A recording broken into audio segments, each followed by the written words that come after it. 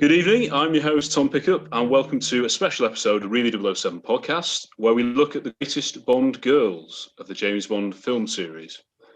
There are various places you can find us and listen in, including iTunes and Spotify, and you can also watch this and other video episodes on our YouTube channel. So keep sharing our episodes, and once again thank you for rating and recommending us. Special shout out tonight to fellow Twitter Bond fan Phil Joyce. Thank you for your support, sir.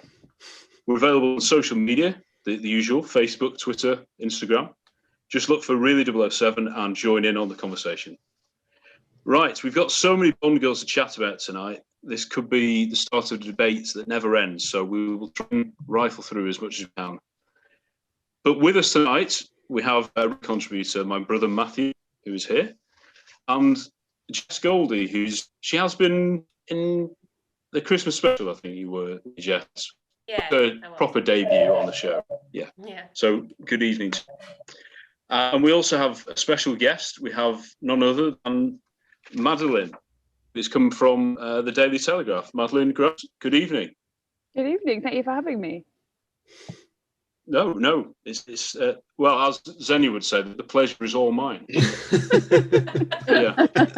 I see you didn't do the accent. Got it. Yeah. I tried to. Yeah. Yes. So, good evening. First of all, Madeline, thank you for joining us. Just for those who don't know you, so just have you always been a Bond fan? Basically? Yeah, pretty much. Just my whole life has always been, always been taken to see them when they came out. I've got two older brothers and my dad's very into Bond as well. My dad had me quite late.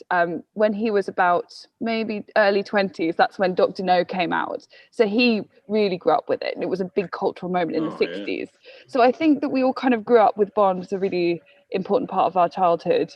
As time has gone by, it's a very nice way of staying in touch with my brother who loves Bond as well, and with other family members. It's the kind of thing that sort of we can always chat about. I guess it's what football is to some people. We have Bond. Yeah, used to be to us. Yeah, we're Berry fans, so yeah, we don't want to talk about that. But yeah, we actually saw your article in the Daily Telegraph. That was one of the first times I knew about you. And it was just brilliant. We just agreed with it when you said basically we're not as much into the Daniel Craig era, just like the good old fashioned Roger Moore, light-hearted, less serious Bond films. Yeah. And I remember in lockdown, I walked with my wife to the I think it was Marks and Spencer's to go and get it. So yeah, that was the first when you weren't allowed out of the house other than essential journeys and all that. So yeah, that was a great introduction. And we've seen you. Is that your favourite Bond film, A View to a Kill? That's the one you've mentioned quite a lot on Twitter. So it's different. It's like your favourite film might not be. I'd say we have different kinds of favourite films. So for example, my favourite film officially is probably something like Vertigo, but the film I've probably watched Bridget Jones's Diary like 1,000 times, more than I have Vertigo, and it's the one I return to again and again. I wouldn't like to say that. I mean, obviously, I don't think View to a Kill is like the best technically, but it's the one I go back to, and I would say that weirdly, particularly with my brother, we seem to watch it about once a month. I don't know why, we just keep going back to it, and we could do the whole film. I think we could probably do it unscripted. It's really bad, and like every sentence has some kind of View to a Kill reference. But I couldn't explain why. I think it's just that it is. It doesn't take itself too seriously, which I really value. I do feel like we've gone in quite a serious direction with Bond, and I don't like the fact that every Bond film nowadays seems to be either it has to have some very profound political message, or it has to be part of some bigger narrative. So all the films are kind of connected. I quite like the idea that you just have a slightly silly plot, a bit of fun, and then Bond cops off with the girl in the shower, and then we go to the credits, and then we wait for the next one. Yeah, we recently reviewed The World Is Not Enough, and that sort of had a bit more of a serious relationship with the Electra King, Sophie Marceau, but it was still a Bond film. It was still wrapped up by the end of it. Didn't have to worry that, where's he going to go next and all that. And that's what we like. The World Is Not Enough is fascinating as a Bond film because it's really the only one, unless you count Rosa Klebb, which I'm not sure you should, because I think maybe the main villain of From Russia with Love is actually Blofeld, even though he's the mastermind. It's the only one where arguably the main villain is a woman, which is actually, I don't think The World Is Not Enough has been given enough credit for that, because it is actually quite an extraordinary, it's very rare in Bond. Yeah, and I don't know whether they do that now, would they? It might be a bit politically incorrect to have a woman as a villain these days. Oh, I see. Yes. Yeah. I think it'd be the other way around. Jess, go on. Yeah, that's a good point. Yeah, I don't know. I'm just going in.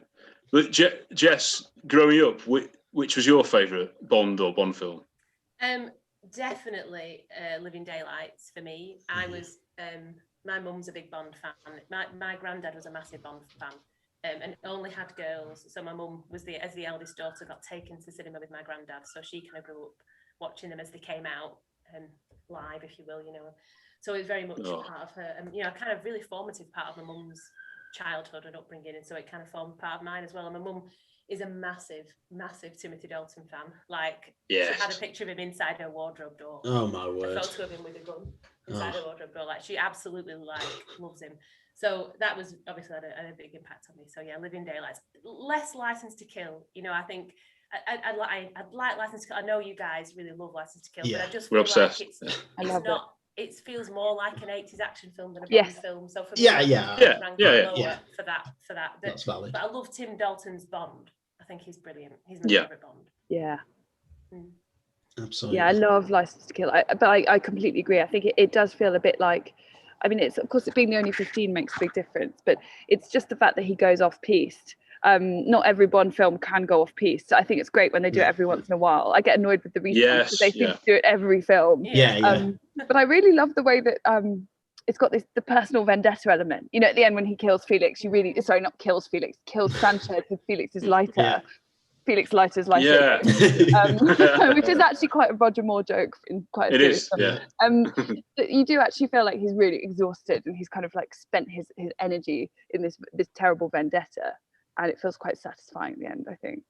And you recently made contact with Robert Davi, didn't you, Madeline? Yes, I did. It was my brother just turned 30 back in end of December, and I couldn't think what to get him. Once you get to that age, you want to get something special, but if they've got all the obvious things, I just couldn't think of what to get him. So I thought I'll get him an in-joke present. And I went on a Cameo to see if they had any James Bond characters, and I was kind of hoping. I was assuming that it would mostly be really obscure people who like their only claim to fame. So I was thinking I might get one of the laser operators in The Man with the Golden Gun, or something stupid like that.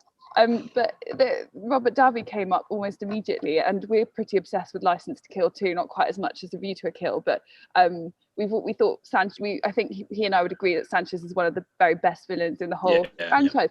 So I sent him a little note saying, "Can you please make us a video and try and get a few of your Sanchez lines in there?" And I was expecting maybe 30 seconds of his time, but he ended up sending about 4 minutes, which was him. He started off doing the lines, then he got better and better at doing them because it brought back memories.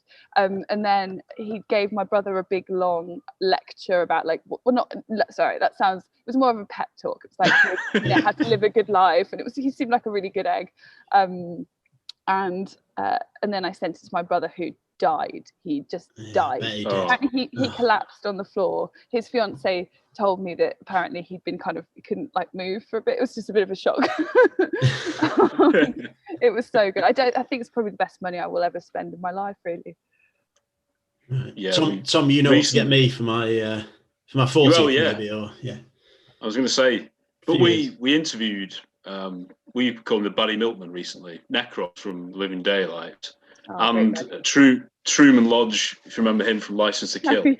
So again, we were like, "Oh, this is amazing! These are real Bond people." So we just couldn't contain ourselves. To be fair, if I got Truman Lodge, I would have been so happy with that too. I never thought I'd get someone as major as Sanchez. I wasn't sure I could even Sanchez.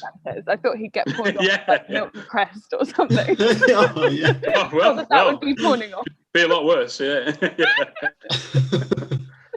me. So in terms of Bond girls, I mean, try and talk about the Bond girls at some point this evening. But yeah, this is more me goading again. I'll start with you, Jess. But the term Bond girl, do you think is that? Can you say that anymore? Do you have to say Bond woman?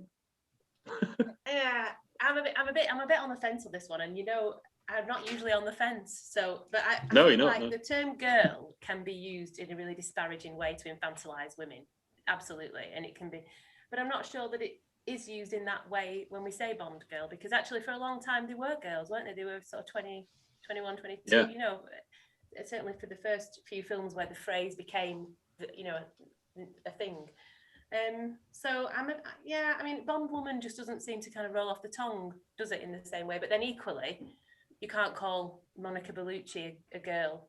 It does sound patronising. So I think I would say it varies. As a broad term, I don't find it offensive. But I think when you're referring to them as individual characters, then maybe you take a different approach.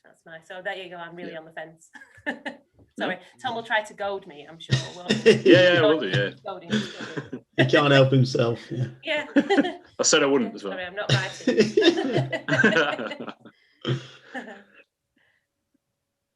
So what do you guys think? I don't know. They do refer themselves to Bond as Bond girls, don't they? Like when actresses talk about, I was in this Bond film, I was the Bond girl in, say, The Man with the Gun and the Gun. Britt Eklund would say she was a Bond girl. But then, and I use the recent ones. When I'm talking to friends, I'll say, you're right, girl. We use it at work and things like that, and there's no insult. But then equally, I've been called a girl, and it's been meant entirely differently. I've had men referring to me as a girl, and I've known that that is intended to infantilize me. So I think it depends on the intent for me. What do you think, Madeline? Yeah, I think actually that's a very good way of looking at it, because I always think instinctively Bond girl, but I'm not sure I would think Bond girl for every single one. I think that actually Jess's way is a very good way, which is that some people are clearly Bond girls. Like, so I would say the earlier ones where people tend to be younger. The ones where for some reason I sort of associate it with the slightly silly ones like Mary Goodnight or maybe Stacey. But then obviously you couldn't call. But to be honest, I've just always used the term Bond girl, and it's never really struck me. I haven't decoded it. I think sometimes when you grow up with something, it's there your whole life. You just kind of don't really question it that much. So I think partly this is why sometimes when these things do get deconstructed loads by new viewers, for example, I kind of wish they wouldn't, because I feel like they're kind of treading on like my childhood. So I almost can't approach these things rationally, but I agree that it would be kind of ridiculous conceptually to refer to Monica Bellucci as a Bond girl. Even though she wasn't very well treated, was she, in the film? No, she wasn't. I feel like they kind of gave themselves a big pat on the back for having. They acted firstly as if they were doing her a favour. Yeah. She's not the sexiest woman ever. I know. And she's just fabulous on screen, lights it up, and oh my god. Imagine if that was someone's mom at school. Can you imagine the response from the playground? They were kind of acting like they were doing a really progressive thing, and then they dealt with her in a kind of quite unimaginative way. I mean, to be honest, that character would normally have been killed. So I suppose perhaps they thought that was a development, the fact that she is allowed to survive. But they just didn't. She was on screen for like 5 minutes or something. Yeah, she's wasted, isn't she? Totally. She should have been the Bond girl. Sorry, woman. Yeah. Rather than Madeline. She's called Madeline. Sorry. Oh God, I can't stand Madeline. Sorry. No. No, the Bond girl. I think it's a good name actually, but I really can't. Well, I guess we'll get on to talking about this properly, but I'm not a fan of Madeline Swan, and I can explain now or I can explain later, whatever's easiest. Oh wow. Okay, well we'll build up to it. We'll build up the rage. Yeah. Okay. If we're doing them in order, then I suppose the books obviously was the inspiration, and you say that most of them were quite younger in the books. I think they were like roughly early to mid-20s. So again, I don't want to say anything offensive, but I'm not sure.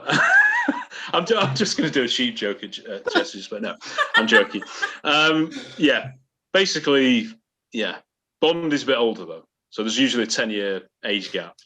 And I suppose Roger, how was Roger, like 58 in A View to a Kill, so that's when people started getting a bit. Yeah, oh, well, Stacey. Actually, Tom, just something to mention while I've been, looking into Bond girls and everything. I was quite shocked by. Bond girls. Yeah, as always. But I was quite shocked by how often there was a big age gap between the Bond actor and the Bond girl, because a lot of the time, they would be in the 20s, but then, the Bond actor would be pushing 40 almost, which is. And often they don't look as if they're in their 20s either. I mean, I was very surprised that, for example, in A View, not A View to Kill, For Your Eyes Only, they've got sort of Phoebe, who's like, she's a teenager, or she's meant to be a teenager. I don't know exactly how old the actress was, but she's a teenager in the film, and it's kind of ridiculous when she tries it on with Bond. But I think in Melina is the actress at the time, Carol Bouquet, only 20 or something. So we're meant to believe it's kind of clearly a massive gap. Yeah, the sort of like Lolita figure of BB to be trying on with Bond, but then when he cops off at the end with Melina, it's far more believable. Yeah. It's like, oh, it's great. Yeah, it's fine. Yeah. So it's actually not so much. It's not so much to do with the age. It's more about how the film kind of treats the women, I think. Yeah. I mean, I was surprised to see that she's the youngest. There's the biggest age gap, isn't there? Whereas I thought that Solitaire was the biggest age gap, because she looks so young. She was, and she's playing to be a teenager. Yeah, and she looks so young, and her character is so kind of vulnerable and. They make a big thing of her virginity as well. Yeah. It calls her out of her virginity by stacking the deck. Cheap gag. And she loses her powers. At least she admits it. Yeah. Later. What I like about the Bond for the Roger Moore Bonds, though, it almost adds to the comedy of it a bit. The fact that they just continue as he ages and ages from Live and Let Die to A View to a Kill over quite a lengthy period. They don't kind of, apart from in Octopussy, they don't really change the age of the women they pair him with. They just kind of make no reference whatsoever to his advancing years, which I actually quite like. It's kind of funny in a way. I mean, I know it probably should he should be with someone more age appropriate. In a way, I quite like that about Roger Moore, because it's like in the same way that we're supposed to suspend our disbelief and believe that this kind of soon-to-be pensioner is executing all of these incredible stunts, and it's like the stuntman is so obvious in Roger Moore, but it's just funny. Like, I just love it. Well, Tom's wife, she had a thing for Sean Connery, of course, didn't she? But not Sean Connery in his Bond years, but more in his like The Rock and First Night. And... It grew with age, the love, I think. In the Indiana Jones film.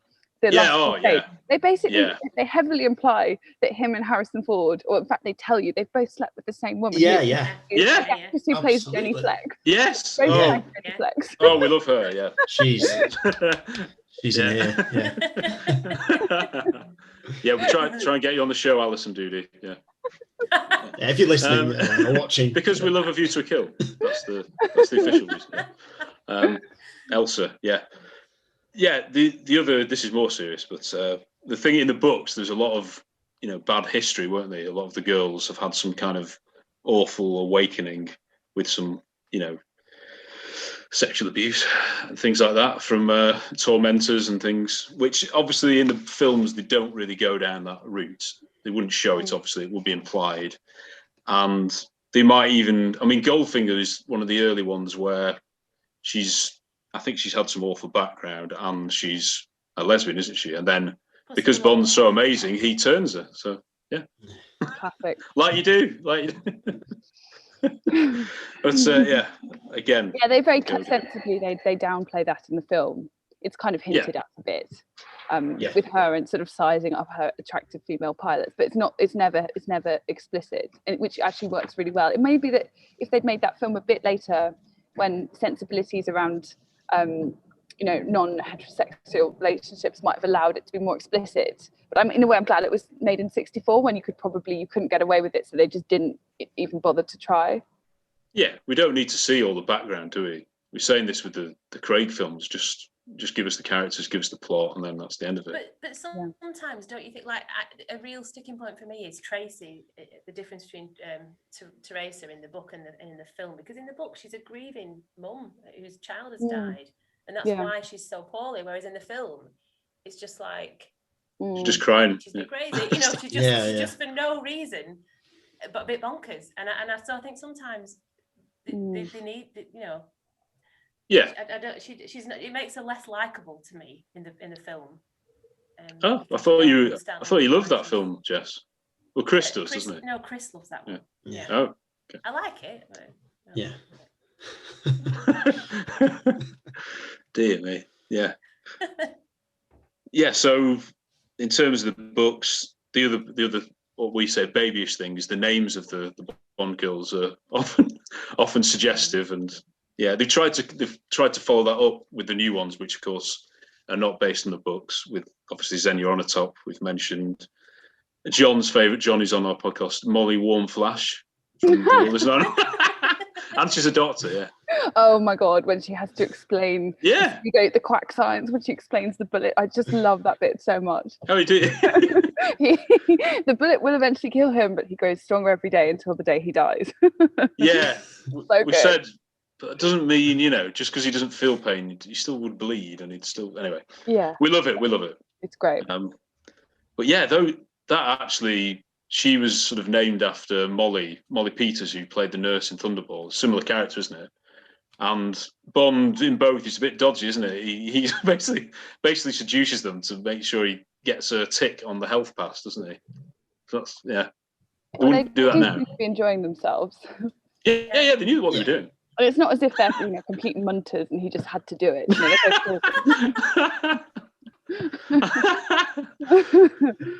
I think it's basically it's quite a sort of everyone wins scenario. I would say. Yeah.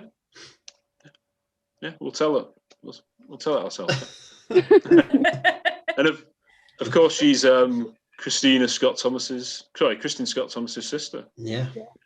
Or as John says, did you know that Serena Scott Thomas's sister was? It was, the inevitable joke. Yeah, that's his, not mine. Oh wow! Yeah, such a level of Bond fan. I just can't even. One can only admire it. Absolutely. Yes, Tiffany Case. She was the first American Bond girl, and she's like the first. Well, I suppose Pussyclaw is a bit of a criminal, but she's a proper criminal, isn't she? She's like a diamond smuggler, particularly in the book. And yeah, we've been doing the Diamonds Are Forever review recently, and I think she's been a bit underrated in terms of agency. Agency is a word that gets bandied about a lot, particularly with the female characters. Tiffany Case is probably one of the early ones who had it, I would have said. Initially. Yeah. Agency, as in she... Oh, agency. Yes. Yeah. I think that's true. She sort of, it feels a bit like Diamonds Are Forever feels... the kind of the general tone is a bit different from other Bond films. It's very camp. I mean, I love it, but it's silly and camp. And it's the kind of, I mean, obviously, but I find the thing that's odd about that film is that it follows on from On Her Majesty's Secret Service. So you go from this incredibly heartrending ending where you think, oh God, let's be happy again. And the next thing you know, Blofeld's wearing a wig and being a drag queen. Making mad pies, 007. And Tiffany Case, I think she's like, she might not work in another Bond film, but she really works in Diamonds Are Forever because she correctly guesses the kind of tempo of the film that she's in and is exactly the right fit. But I can't imagine her in a different Bond film. Yeah. Before that, to be fair, we've bigged up Fiona Volpe quite a lot. She's a great character in Thunderball, and she's like one of the first ones who wasn't dubbed as well. So, and the lady who dubbed a lot of them, Nikki van der Zyl, died the other day as well. A big behind the scenes Bond legend. But that was quite unusual growing up because obviously I think most of the early Bond films they weren't necessarily actresses, were they? They were like Miss Worlds and and then but they still had to act even if they didn't do the voice. But they would just go for someone who's very beautiful and perhaps their English wasn't perfect.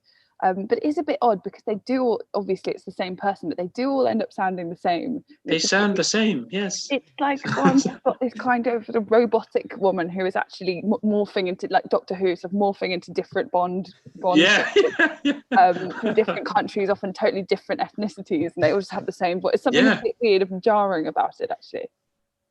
Yeah, like Tatiana's Russian, and is it the two girls, Aki and kissy, and you only did twice, same voice for all of them. Is it? I don't know if I knew that. I think one of them is. Yeah. It's shameless. You couldn't do that now. But there's more what you could do problematic stuff in It's also Domino, and it's Honey Rider. And I'm sure there are other ones too. And often it's I think, I could be, I'm not going to say it in case it's wrong, but I will get monstered in the comments because I reckon your viewers know what they're talking about. But I'm sure it's random women who are not Bond girls as well, like possibly the gypsy girls, that kind of thing. It's just like the same person doing everything. No, yeah. It's like a school play where you don't have enough kids to do all the roles.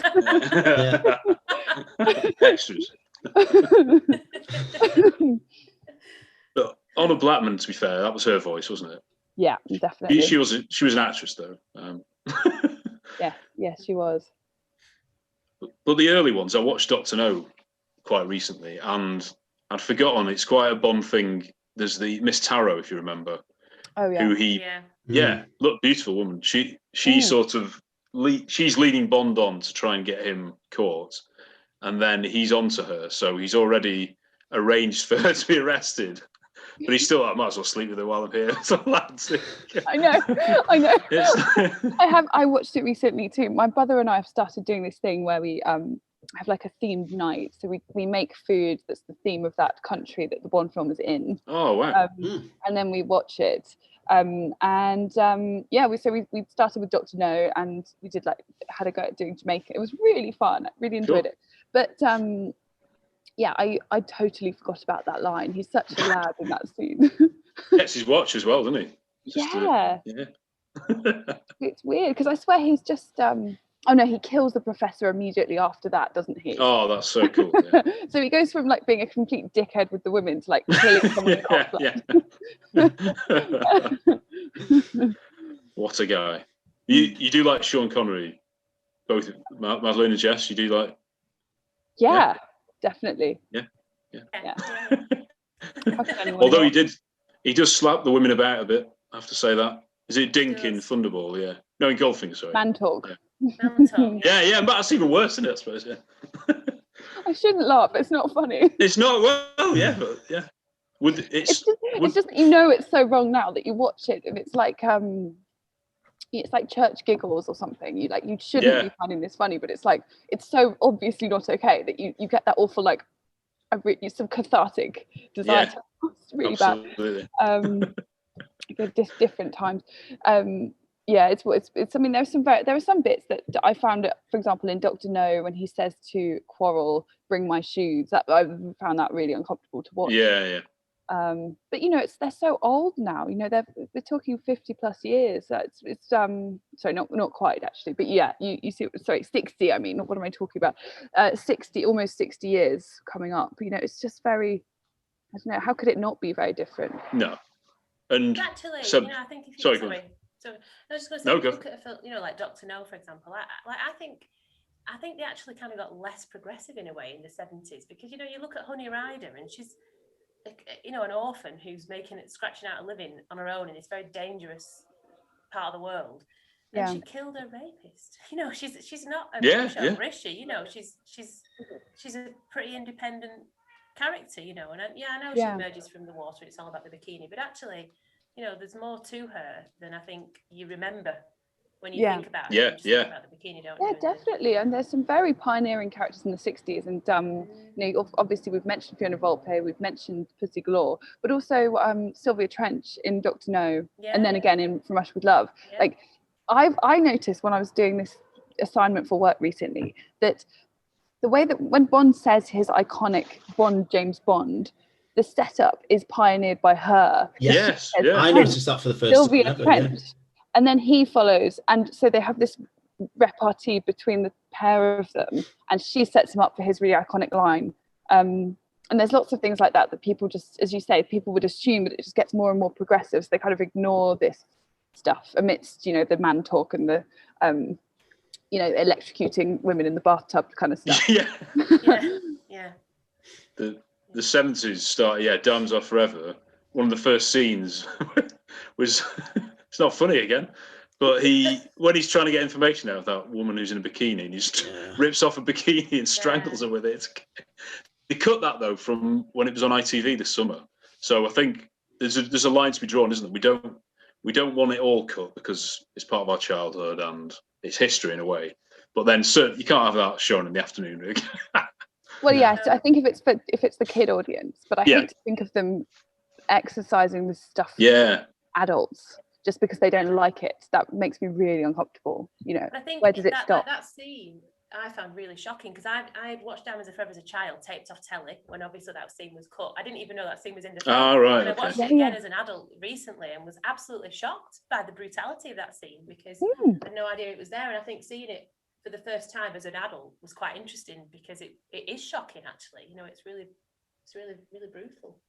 Yeah. But equally I think it would be almost with a character like Fiona Volpe, for example. She is a dangerous character. She kills multiple men.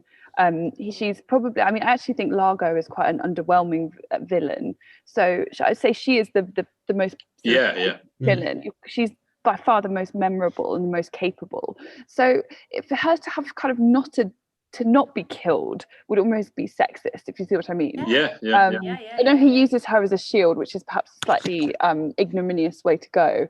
But it's like in The World Is Not Enough when he kills Electra. And there's that kind of debate where she's like, you can't do it, and he does it. I don't know, that it kind of would be, if they got pawned off with a non-death just because they were a woman, I would feel like that was a bit sexist too. So it's quite bold, isn't it? To be fair, The World Is Not Enough to do that. Yeah, and she's all not in cold blood. Is she the only female that Bond kills kind of outright like that? They're not just maybe this shoots. I think she is. Where he actually kills her. I think that. In Skyfall, is it Skyfall? I'm not. Oh when obviously it's an accident, but it's when they're playing that William Tell game with Severine, I think her name is, from Macau. And I know he doesn't kill her deliberately, but you feel like he doesn't try very hard to save her. And then because immediately he's been killed, and they've had that throwaway line about waste of good scotch, he suddenly remembers how to fight again. And that's really bad. And it's a film that thinks it's really progressive too, which kind of annoys me. But more than it's possibly more problematic with that character than a lot of the ones earlier that have just And she was like a child sex labor. Oh it's because they set up to show that they're engaging with these themes, and then they have him just behaving like Gary Glitter, like nothing ever happened. It's like, he shouldn't. I don't think you should bring in a really weighty theme like that, and then not do it justice. It's better just not to say who they are than to say that and then to dispense with it so thoughtlessly. I think it's possibly even further than that. I think it's not just not dealt with. It's like goes completely against it to make it even worse by doing the creeping up in the shower. I know that she kind of she I think wants him to come and rescue her, but that's problematic, and I think it did cause problems at the time. I would be alarmed if Chris got in the shower with me unexpectedly. And we're married and I wasn't trafficked. It's not acceptable. It's always good to know. Not trafficked.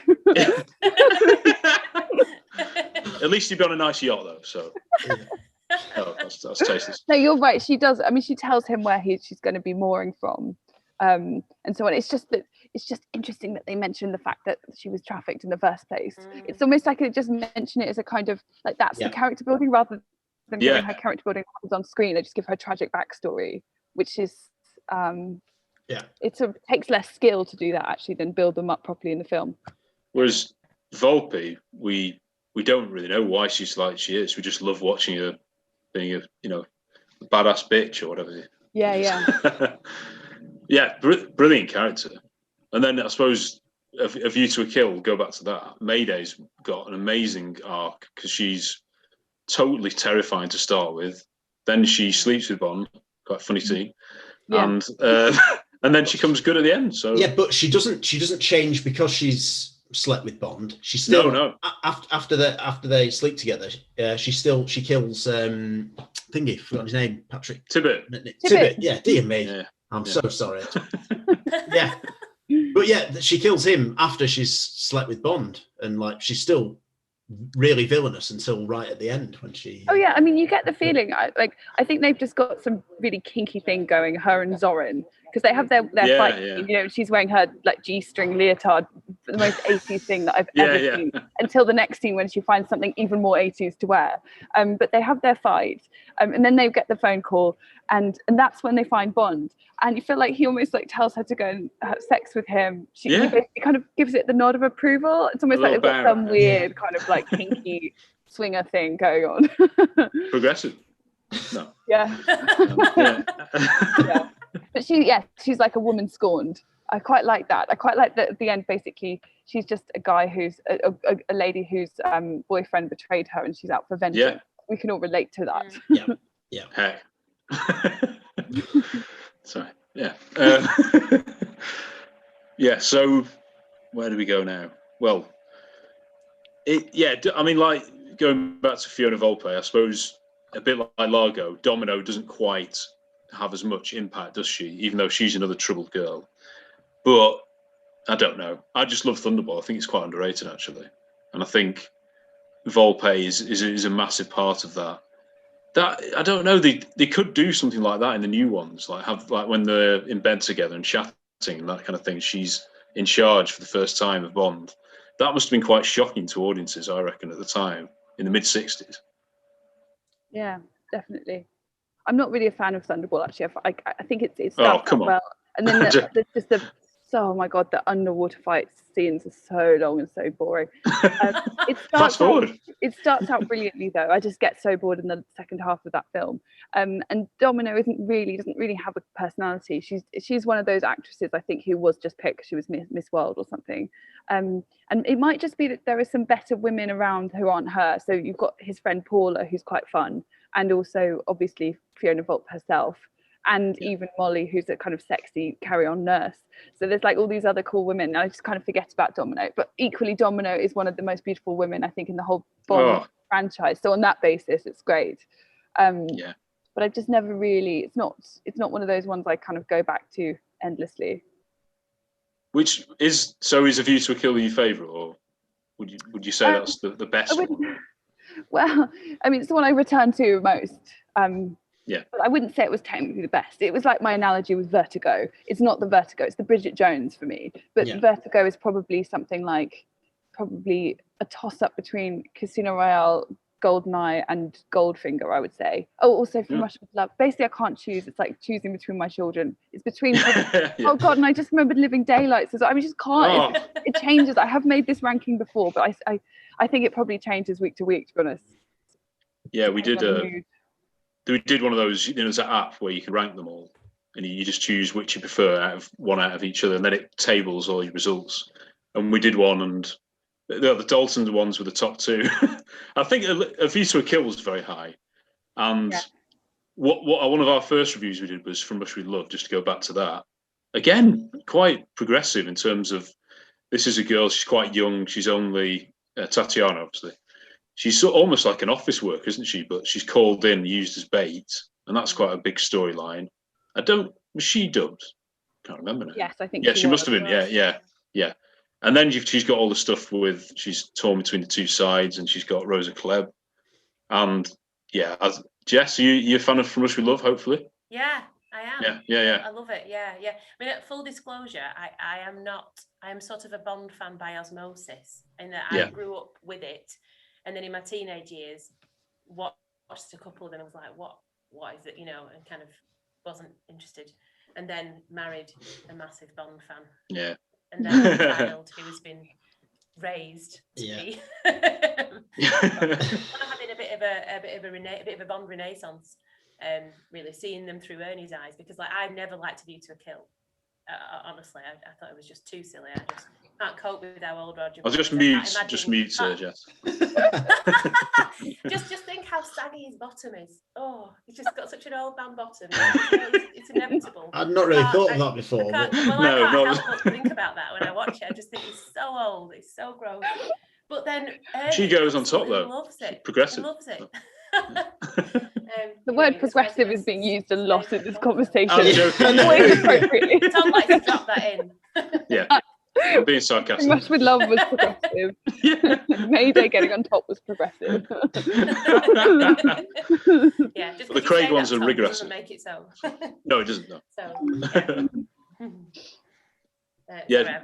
Sorry, I don't know what we were talking about. No, well, from Rush with Love, I said when we were discussing the episode, I suppose, Bond girls, you wouldn't really count Rosa Klebb, would you, as a Bond girl? But she's one of the biggest female characters ever, isn't she, in the franchise? And terrifying. She's brilliant. Oh, Yeah. nightmares as children, dear me. Yeah, there's kind of there's like a few distinctive types. So she's the first of that kind of the cold, ruthless female henchwoman. And then you've also got Fiona Volpe, who I think is probably, I guess you could argue that Miss Tarot was, but the first kind of femme fatale female assassin. And they sort of have some things in common. But it's kind of, these are like the first examples of these characters, and you get versions of them that come in again. I mean, Xenia on a top is the classic. She's got lots in common with Fiona Volpe. And I think there's even things like Wei Lin has a very similar leather suit. I do feel like Fiona Volpe is a very influential character in the series that they often make reference to in other films. Yeah, well, they almost repeated her in the next one, or tried to repeat her. With dear me, Helga Brandt. Thanks for helping me out. Yeah, because I think she comes too soon after Fiona Volpe, because she's just not as memorable, and the way she it's a bit weird with the story. Like, she ties him up and she's about to kill him, but then like no, I won't do that. And then so she goes up in a plane and I'll jump out and let you crash in here. It's a bit of I've got you now. Yeah. Well, enjoy yourself. Yeah. They just I think you can, in A View to a Kill, they just got a bit too, once the formula had been established in Goldfinger, they just got a bit lazy, and they just, pretty much everything in A View to a Kill is a sort of version of something we've seen already. And even like the big lair. I mean, it's a cool thing. I love the underground lair, but it's sort of like it's a mixture of other layers that we've had. It's just, it's not bad. It just shows that they were a bit complacent, I think. And then after that, they kind of had to mix it up a bit. I think in some ways I'm less annoyed by that. Maybe it's because those are like older films that I grew up with and never, I never clocked that A View to a Kill was quite similar to Goldfinger or other ones. But I do certainly clock now that a lot of them, I think so much of Skyfall is taken from The Dark Knight, and like also The World Is Not Enough, and for some reason that annoys me more than like it gets all the credit, doesn't it? Yeah. Well, yeah, because it was like heralded as like one of the best ever. Whereas I quite like Skyfall, but I do think it borrows from many other films. I don't like Skyfall, actually. Really dislike it. No, and I think it thinks it's really clever. Yeah. I think whereas View to a Kill knows it's not. Yes. I think that's the difference. That's it. That's exactly it. It's in on the joke, whereas Skyfall thinks it's reinvented the wheel, and it just hasn't. I also really hate, I know some people love this, they like the homages to Goldfinger with the car, but I really, really hate that scene when they're in the National Gallery and Q is giving him his me too. He's got the gun and the radio, and then Daniel Craig Bond says, "Oh, is this all I get? A radio and a gun?" And then Q says, "What did you expect? An exploding pen?" He's taking the piss out of everyone's favourite Bond film, Goldeneye. Exactly. Like, how dare you? That's we're like, in the audience, they were all laughing. It's doubly canonical, because not only is it a lot of people's favourite Bond film, it's also the one that everyone played. So the idea that, like, was it Sam Mendes gets to sort of sit around and think that he's so much cleverer than Goldeneye, when that is a lot of people's introduction to the Bond world, kind of annoys me. It just thinks it's really clever. Yeah. It's like there's some sort of newbies, aren't they? They find that brilliant. They're sort of casual fans, but like you say, growing up, Goldfinger was, I think, one of the first ones we saw at the cinema. Yeah. And it was just, and with the game, it was just everything. everything to us. Yeah. So you don't have a go at that pen. Dear me, we love that pen. But Q, Q's one of the most loved characters in the franchise. I know. I remember playing. I used to play them. I remember playing the game with one of my brothers, and we got to a bit in the game where we weren't sure how to get through it. So we decided to watch the film to give us inspiration, and then the film showed us kind of what we should be doing to win that level. It was like they really weren't overlapping. Amazing. Yeah. Dr. Doak, though, he was a bonus character. I'm obsessed. Yeah. I think he's got his own Twitter account, actually, Dr. Doak. Yeah, he probably does. Yeah. Yeah. Trying to think where we'd be at now. Yeah, You Only Live Twice is a bit. I don't know. It's weird because Aki's. I think there's great chemistry there and everything. And then, of course, Sacrificial Lamb. She might be one of the first ones, isn't she? And it's always hits you quite hard. John Barry's music's unbelievable. I'm always really moved when she. Plays. I think it's pretty good. And obviously, I know people say that Sean Connery wasn't particularly trying his hardest in that particular film, but he just goes like, "She's dead." He couldn't accuse him of overacting. Let's just say it that way. But I still think it's quite a. He's a great agent. He's doing his job. It's very hard to take him seriously because he's just had his Japanese fisherman who's 6'5". So it's sort of hard to take. Yeah. Progressive. No, definitely. Oh God. Stop that. The scene where they get massaged by the women. Yeah. Tiger Tanaka's well, because the music's so good. In Japan, men come first. And then he gets to pick one, and I think he says something like, "She's very sexiful." Like, yes. Sort of like, it's insulting because it implies he can't speak English. It's also sexist. It's like doing so many wrong things. Yeah. How many people can you offend in one? Yeah. If you offend everyone, it isn't offensive. It's equal opportunities, so it's fine. Yeah. No. But yeah, I was thinking the other day actually that how in the 2012 Olympics the Queen parachuted into the stadium. Oh yeah, Daniel Craig. His finest hour. Do you think at the Tokyo Olympics that Tiger Tanaka might parachute into the Emperor of Japan? Oh, that's so good. Or that helicopter in a car. He's got the the cars on the back. But another helicopter must be filming from. Yeah. Oh, that's my favourite of the wasteful deaths in Bond. Where they don't just shoot them in the head. There's always some incredibly elaborate way. I love the one in Moonraker where they start out on a really expensive looking jumbo jet, and they just we're going to parachute and just leave you to die on this jet. Yeah. We're just it's going to cost millions and millions of pounds when we could just kill you, just toss you out of the plane and then land it. The Japanese magnet and then says, "How's that for Japanese efficiency?" And I'm like, not very good, actually.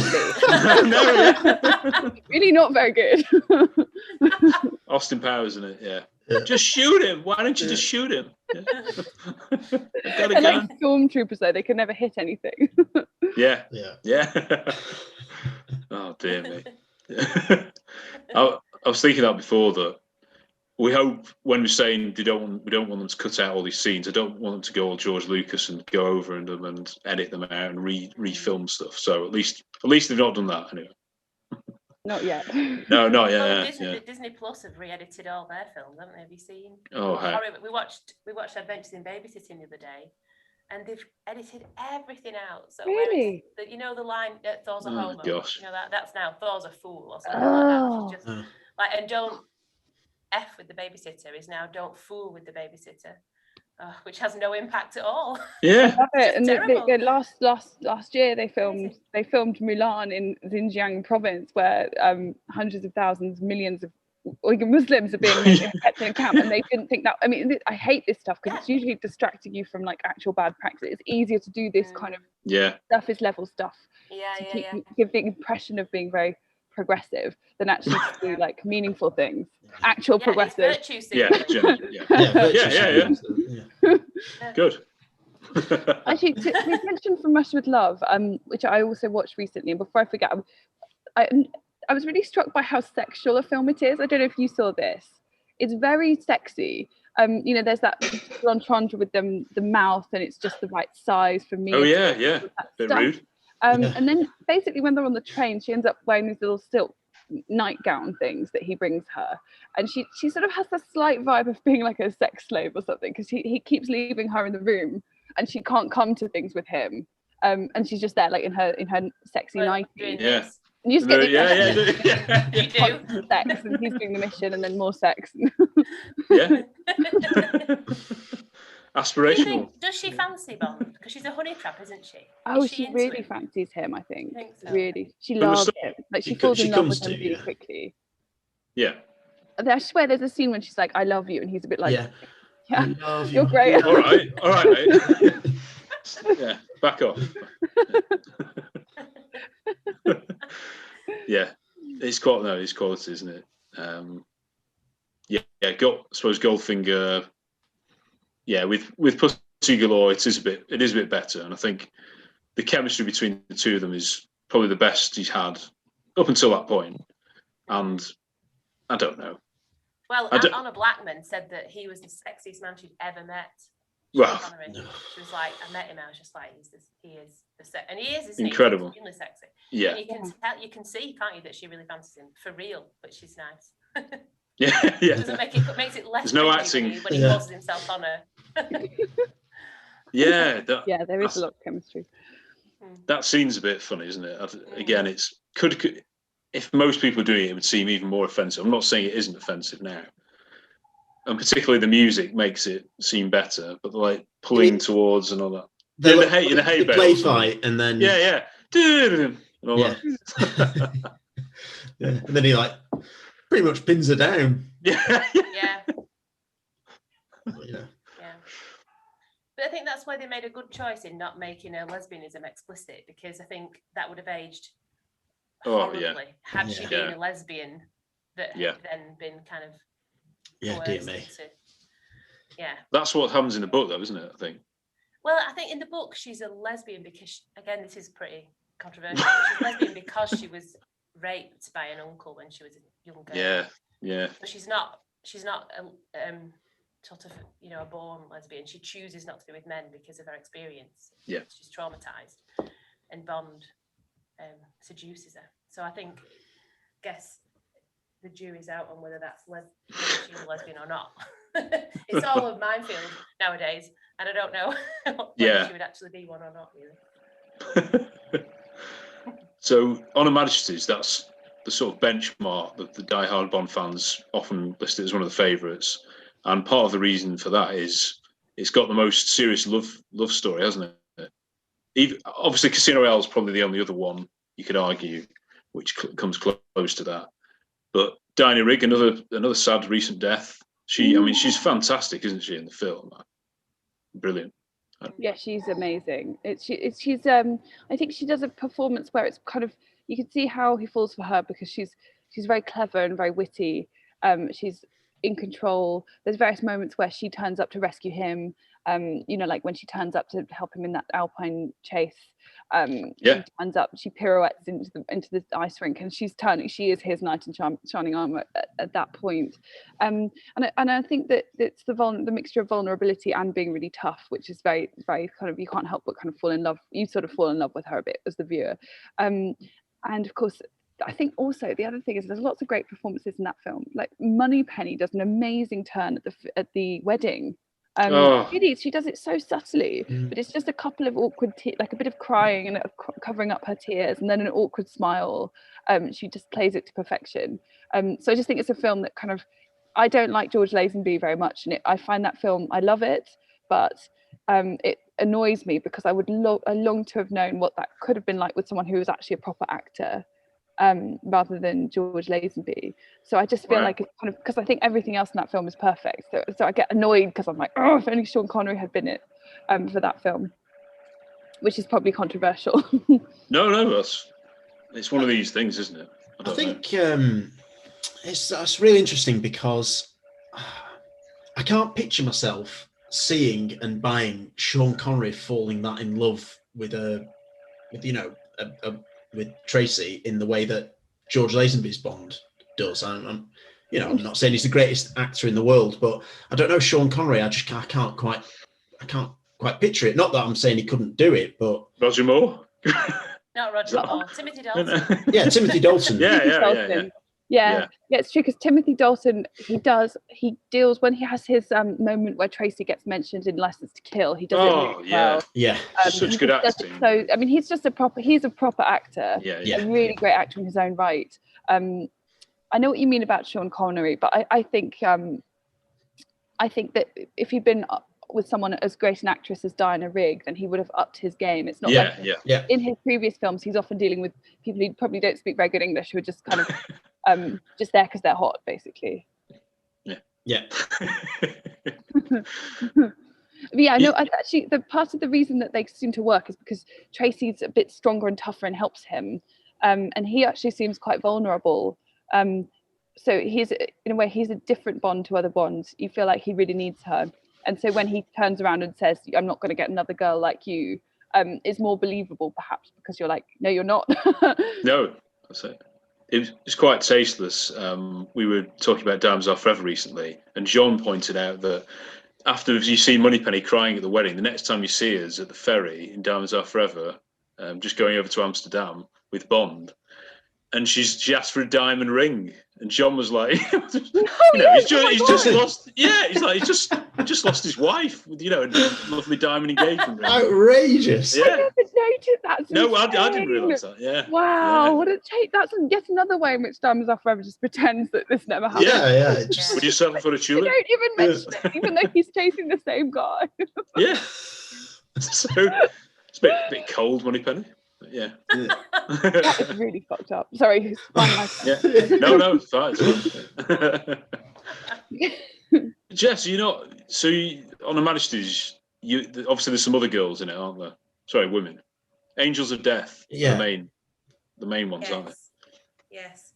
I've written down the name of my favourite Angel of Death. She's here somewhere. Ruby Bartlett. I'm sorry, I've no memory. Ruby Bartlett. Ruby Bartlett. She's a Lancashire lass. Yeah, we're Lancashire. Yeah. I think she's ace. Yeah. I'd say it's controversial, but it's probably possibly one of my least favourite Bond films. You're just trying to annoy Chris. I think because I don't particularly like George Lazenby. I don't buy him really, which I know you guys love, and Chris loves him. No, I totally agree with you. And I really love Diana Rigg, but not in this role. I find Tracy just a bit annoying and kind of very needy, and I don't.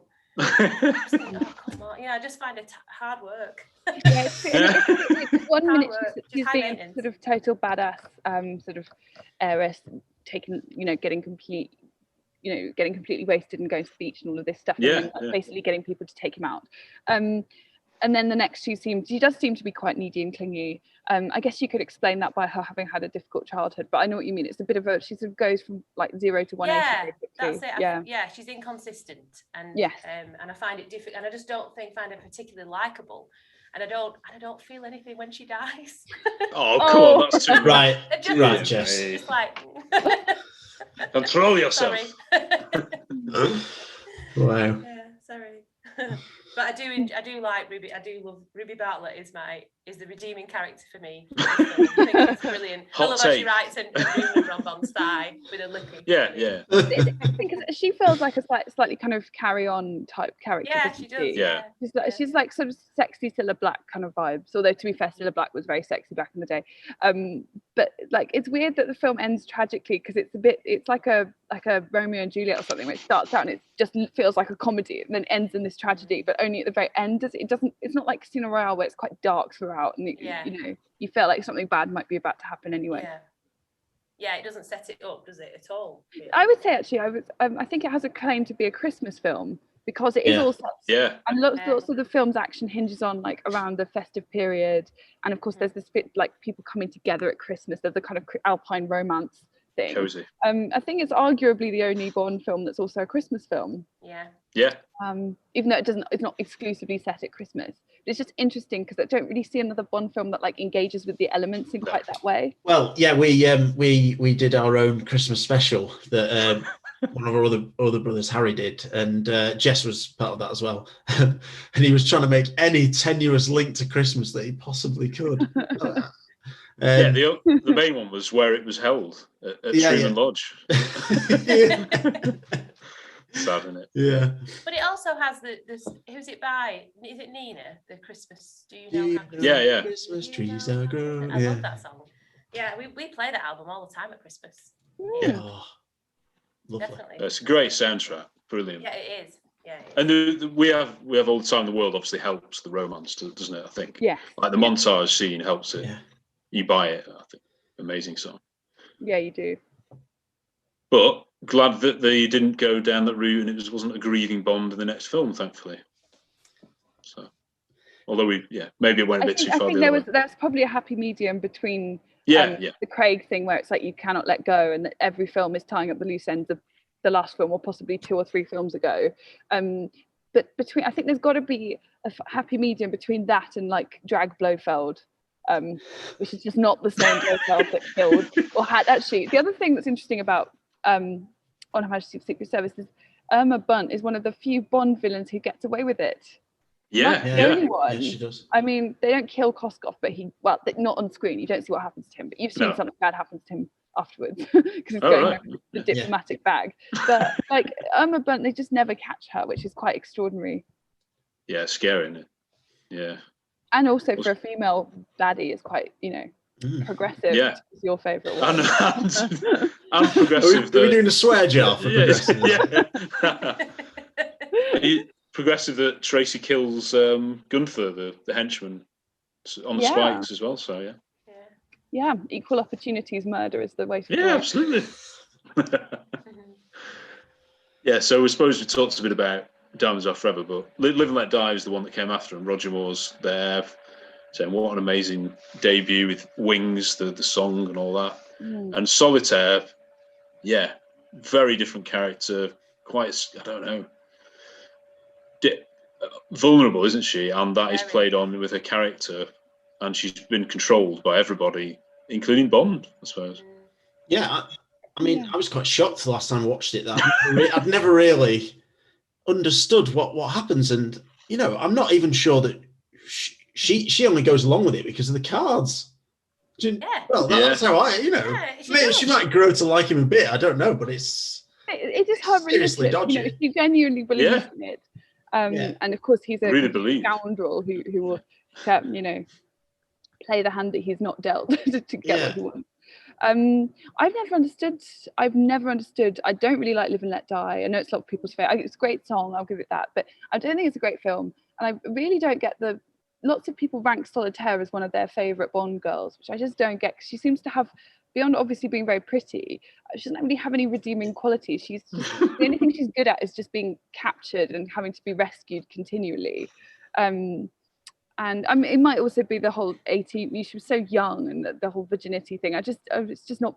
Don't find it particularly. It's a bit like, but never really. You got to wonder who's voting in these things as well, because if it's a load of blokes that might produce one.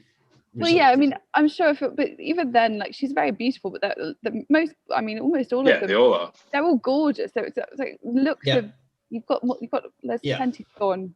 The only one, I mean, to be fair, I think in License to Kill, Lupe is stunningly beautiful and a terrible actress. And I think she's so beautiful that you can see why she's just so sexy that you can kind of see. I'm not a heterosexual male, but I can see why you might bump her up on that basis. But I'm not sure if Solitaire was quite there. But maybe, I mean, I'm not. As I say, I'll leave it to you men to decide these things. I know what. Bit of a wet lettuce, isn't she? Yes, exactly. Yeah. And Jane Seymour is a wet lettuce in everything she's in. Right. Dr. Quill's a wet lettuce. Jane Seymour is, just a bit of a drip. And in fact, and then Rosie Carver also is. Oh God. But at least with that, there's an interracial brief dalliance, which even now sems they hardly ever go there, even though we're in the 2020s and whatnot, and he's still with young white girls. Madeline Swan. Yeah. Madeline Swan. A blonde swear jar. Blonde white girl who's nearly half his age. Yeah, but the thing is, I mean, I think, like, how are we ranking this? Because I'm thinking in terms of what's good. I think it might be progressive, but like, who cares if it's bad? I mean, I wasn't particularly ranking it. They give her this really absurd raw material that, I think she does a good job with what she's given, but no one gives her that role I just wanted to mention the fact that they still seem so reluctant to do any kind of Daniel Craig's Bond. I mean, they hint at it with Moneypenny, Naomi Harris, but they don't quite go there. No, that's true. But actually, still, everyone else is a white Caucasian usually. Yeah, it's true. I think Severine might be half Japanese or half Korean. I'm not sure. But yes, I agree. It's not, and the fact that they engaged with that in the 70s would have been pretty. But then they don't really treat her very sensitively. No, that's fair. That's the problem. Fair enough. It's still a big deal. And this was sort of 5. Sorry. No, I've lost you all now. Yeah, I'm back. Yeah. I was just saying that this is 5 years after Captain Kirk snogs Uhura. Oh yeah, right. So it's not that groundbreaking, It's no. True. Still, Bond's usually a few years behind everything else. So, well, they were at that stage. We said they were copying a bit by then. Weren't they? Like, it's a blaxploitation film, and then there's a bit of kung fu in Man with the Golden Gun and Jaws, Star Wars, yeah. Yeah, but great fun. So yeah. No, Rose is a bit. It's not as if the Daniel Craigs don't do this now. We've just had Jason Bourne, and then we've had The Dark Knight. Yeah. So. Absolutely. Good. We're in agreement. Good. Yeah.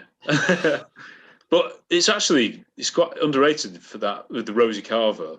It shows Roger Moore's quite badass. People just think he's a joke, and he's quite. I'll kill you if you don't. Yeah. He does. So he does do that. He can do that. Yeah. Roger Moore, I think, always didn't like doing these sorts of. He's such a pacifist, which is weird. Why would you accept Bond, serial mass murderer? But he is, and he's always seems. That's why I like. He's good at being silly. He can do silly in a way that someone like, for example, Timothy Dalton. Much as I love him, when he has these silly lines, they often sound a bit wrong coming from him. Yeah. And he's like salt corrosion. Gave him the boot. Gravelly. Yeah, exactly. He's like, I don't want to say this line. I don't want to say it. Oh. Yes. Exactly. Don't make me. And equally, I can't believe I gave up the RSD to do this. Yeah. I think you sense in Roger Moore, there's an awkwardness when he has to do the kind of action, kind of badass scenes, isn't there? There's like, this is not natural to Roger. No, he couldn't run, could he? They're like kind of they're like Jack Spratt and his wife. Between them, they have perfect bond. But those serious scenes, like on Fiore's Only, kicking the guy off the cliff. I mean, he's so good in those. Yeah, so good. I know he didn't like filming them, but he was good. Yeah, I love Fiore's Only. I think that's a very underrated Bond film. Yeah, I agree. Really underrated. A lot hinges on the villain, really, and I do like Chris Status is good, but he's quite forgettable, isn't he? He's quite bland. Well, he's meant to appear normal, isn't he? The henchman is just a kind of rubbish Necros character who's just not as good as Necros. I mean, I know he came before Necros, but he's just. Yeah. I'd take even Stamper over whatever he's called in. Yeah, Eric Kriegler. Yeah. Oh yeah, Eric. But that's not his real name, is it? Was it? I can't remember. I think. Who knows? I think that is the character's name. Oh, okay. Yeah. He's a Winter Olympian, though. How can he get away with, Yeah, true. Yeah, but I think quite different.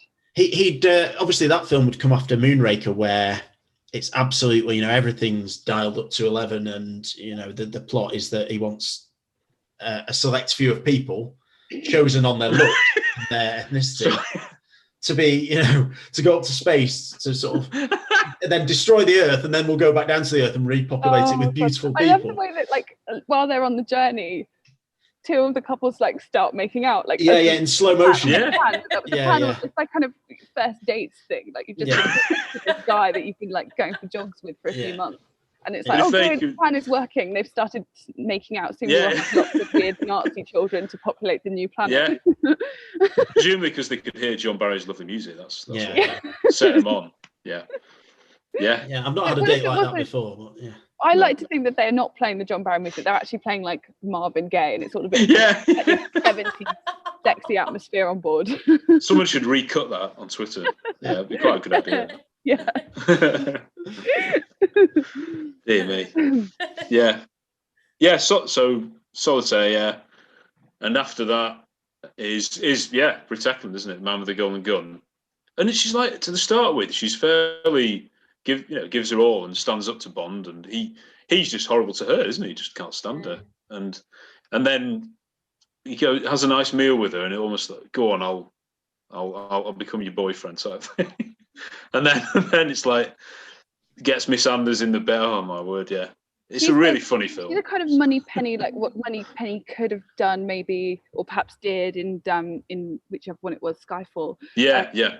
That's like it's like work colleague. You probably shouldn't do that. Like, Yeah. Or Nib in the Office Inc. But he does.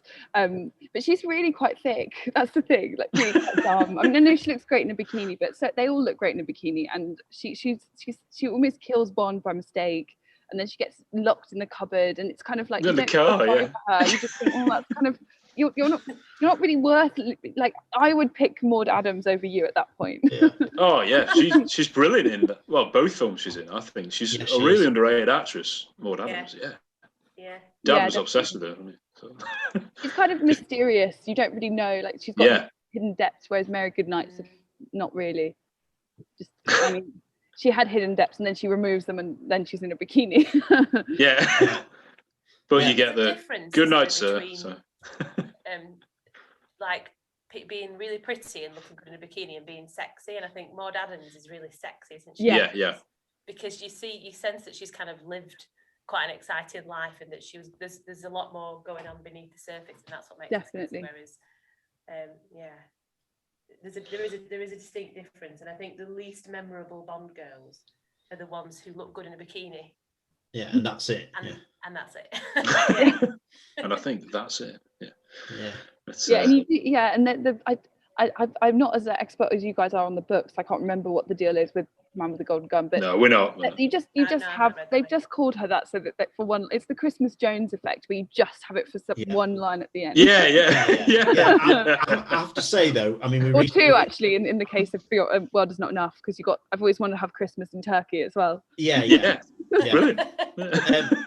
But yeah, the good night at the end, when we were kids and we watched that, we used to rewind it all the time because we found it so funny. It's so funny. And then last time I watched it, I was crying laughing as well. So. I love it. I really love they haven't done it for a while. I just love the cringe bit where they've lost Bond and then they find him and he's yeah. I mean, I think keeping the British end up might be my favourite line of all Bond. Oh, I know. It's class. So cringe. Oh, the worst is Q attempting re-entry. But at least he doesn't know what he's saying there. That's the sort of almost the saving grace or the difference. I think he does. The audience being rude. Well, no, Desmond wouldn't do that. Oh, he knows. He knows. Yeah. They've all lived, guys. In From Russia with Love, he basically describes going to an orgy with M. Yeah, he said there was that Bangkok or Tokyo or something. It's Tokyo. I think they've all lived. Yeah, they're definitely in on the joke. Well, then on Man with the Golden Gun, Emma's just in a dreadful mood. Shut up, Q. Yeah. I love it. But at least he gets the phone put down on him. Good night, sir. So yeah, Bond has the last laugh. Yeah. Yeah. What's so then? Yeah, Anya. So that's quite a bigger role. I mean, I know. Was Chris saying he doesn't really rate her as an actress, but the role itself is a better role, isn't it, I suppose? And she's actually the equivalent of a 00 agent as well. Yeah, definitely. She's not a very good actress. She can't do the accent. And she kind of, sometimes she tries and sometimes she can't be bothered to do the accent. She's American, isn't she? I didn't know that until recently. Yeah. Yes, she is, isn't she? Now, I thought she might be British because she's married to Ringo, but... Yeah, I didn't think she was Russian. No. Yeah, about as Russian as any. I'm sure, in fact, all of us could. I'm terrible at accents. I bet I could do a better one than Barbara Bach. Robbie she's one Coltrane. of those ones where she's really beautiful and she does feel like she's quite good in the fight scenes and things. So she's got other things other than just being pretty. And obviously it's a great film. I think it's a really top film. It's kind of perfect. I would say it's one of the perfect Bond films, but I just it doesn't have any bad features really. Yeah. I would just on Anya. I think it's like pretty interesting the way that she's introduced General Golgotha yeah. said, contact Triple X. I said, no, it said Triple H then. From wrestling, if you know wrestling. No, maybe you don't. It's No. gone. Wrong audience. Yeah. Triple X. And then it cuts to the bedroom and there's a guy who looks like Sean Connery. Oh, And yeah. You think he's going to be Triple X, but then I think he passes the phone to her. Is it the phone? Or he passes the message gets out to of her. bed and leaves. It's the P word again. Yeah. Sorry. Yeah, exactly. But and then I do think there's something really interesting in that film that doesn't quite get explored as maybe it could do or would do now, which is obviously that Bond has killed her ex-lover, who she was in love with, and there's a really good little scene between Roger Moore and Barbara Bach, and I wish it had been explored a bit more, because immediately after that good scene of tension, he's I think John mentioned this, that they're both on dangling from a helicopter, and he just gives her a smirk and rolls her eyes or something. It's it's a bit out of order, Rog. Jess is not a fan of Roger in this film. I know. I'm not. Yeah. No, and I feel sorry for Barbara Bach in this film, because I think this is probably my least favourite Bond in this particular film, in the sense that he's so patronising. He mansplains everything in the whole film. Oh yeah, the bit where he does the car when they're escaping from the pyramids. Oh, it's so annoying. It is, yeah. Oh yeah. That's backwards. For the whole film, and I don't know how he's not. For me, I don't find him likable. I want to like Bond, and this is the problem I have with Daniel Craig's Bond, is that I don't find him likable either. But I do like Roger Moore, but this particular film, I just think they were trying. I don't know what they were trying to do, but they tipped over into patronising smugness too much, I think. And I feel that Barbara Bach had a difficult role acting opposite that, because in reality, you just be like, sod off, put up with it, would you? Yeah. So I think she does all right. She's supposed to be Bond's equal. But for example, like there's that scene when they go to the Majaba Club and they have to both chat to that dude Max Calber, who's got the microfilm, and he talks to her. He talks to Max Calber, and then she comes up and joins him, and she's got her breasts out, and he's like, "Oh, I think you'll find this lady hard to beat," or something. And the idea being like, her rack is better than yours. Yes. And it's like she gets the edge because she's hot, which is annoying. As you say, at the beginning, they contrast them interestingly. So he's in bed with his girl, she's in bed with her bloke, and then there's this kind of that scene that you described where it's not quite clear who's Triple X, and you get that quite cool gender swappy moment. But yeah, they don't really see it through, and then it's not really explained why she's changed her mind either, because she does say, soon the mission is over, and then I will kill you. And then, as you say, there's a smirk, and then soon she's like keeping the champagne cork off the bottle.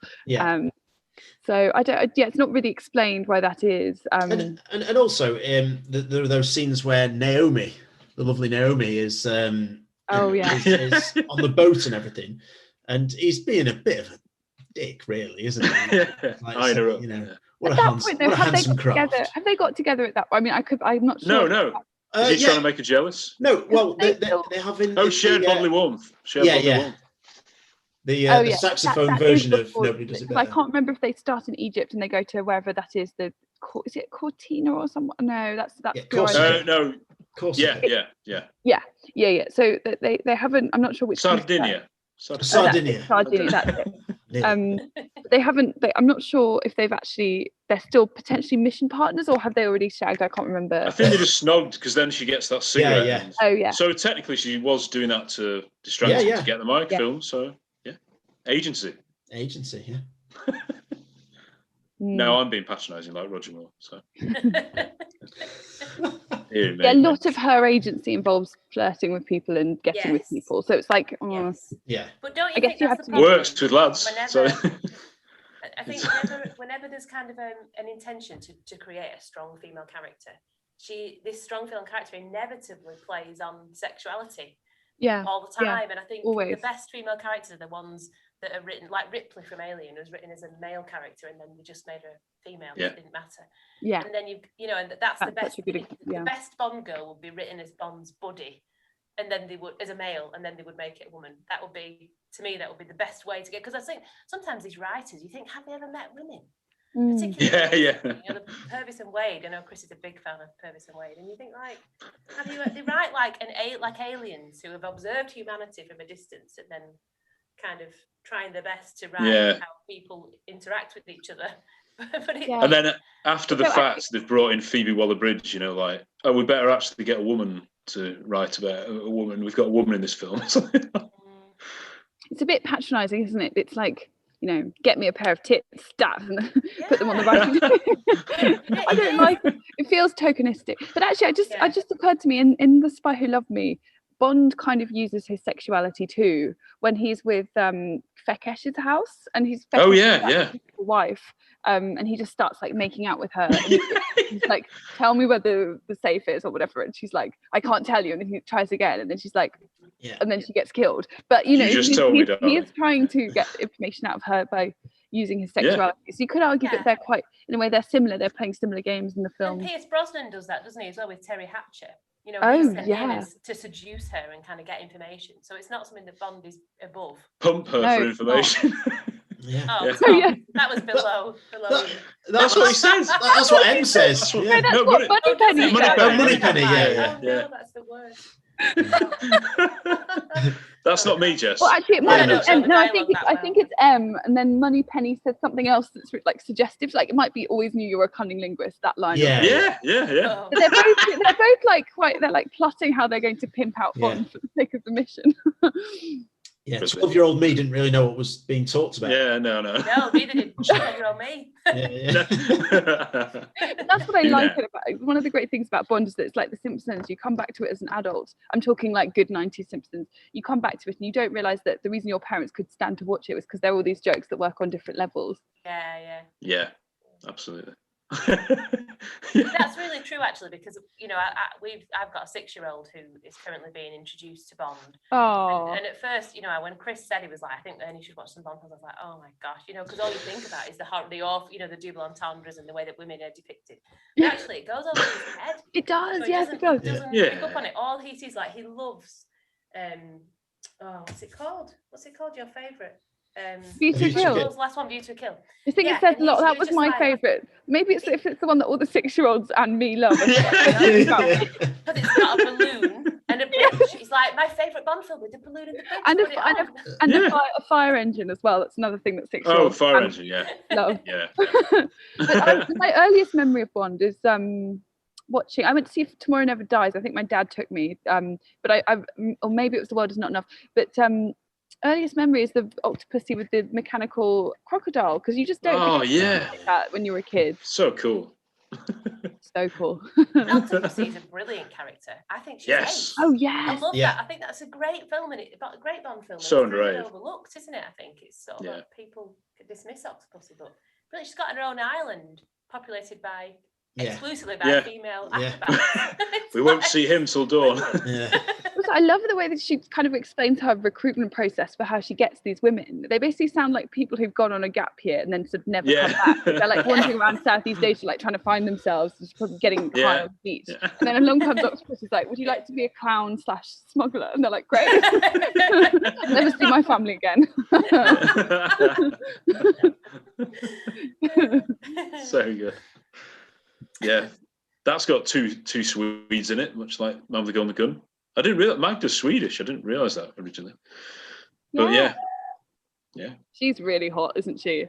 I can't possibly say. I mean, she has a really good suggestive line where, well, firstly, it's literally 2 in a row. You don't often get 2. It's like Mae West. She's like coming out with these zingers.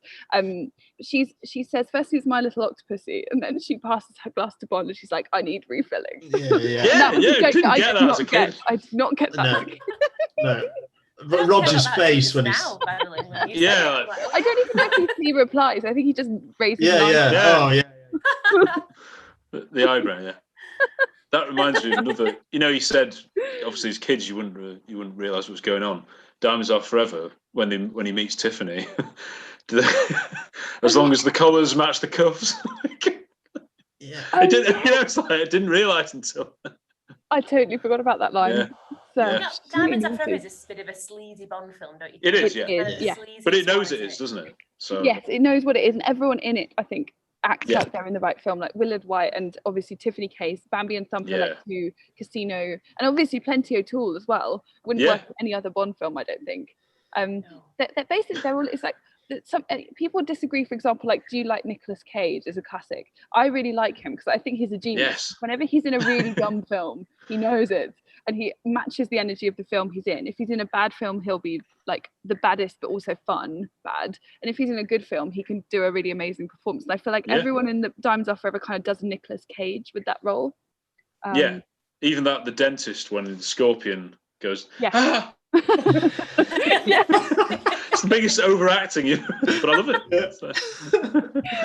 It wouldn't hurt that much straight away, would it? Like, and then he's dead.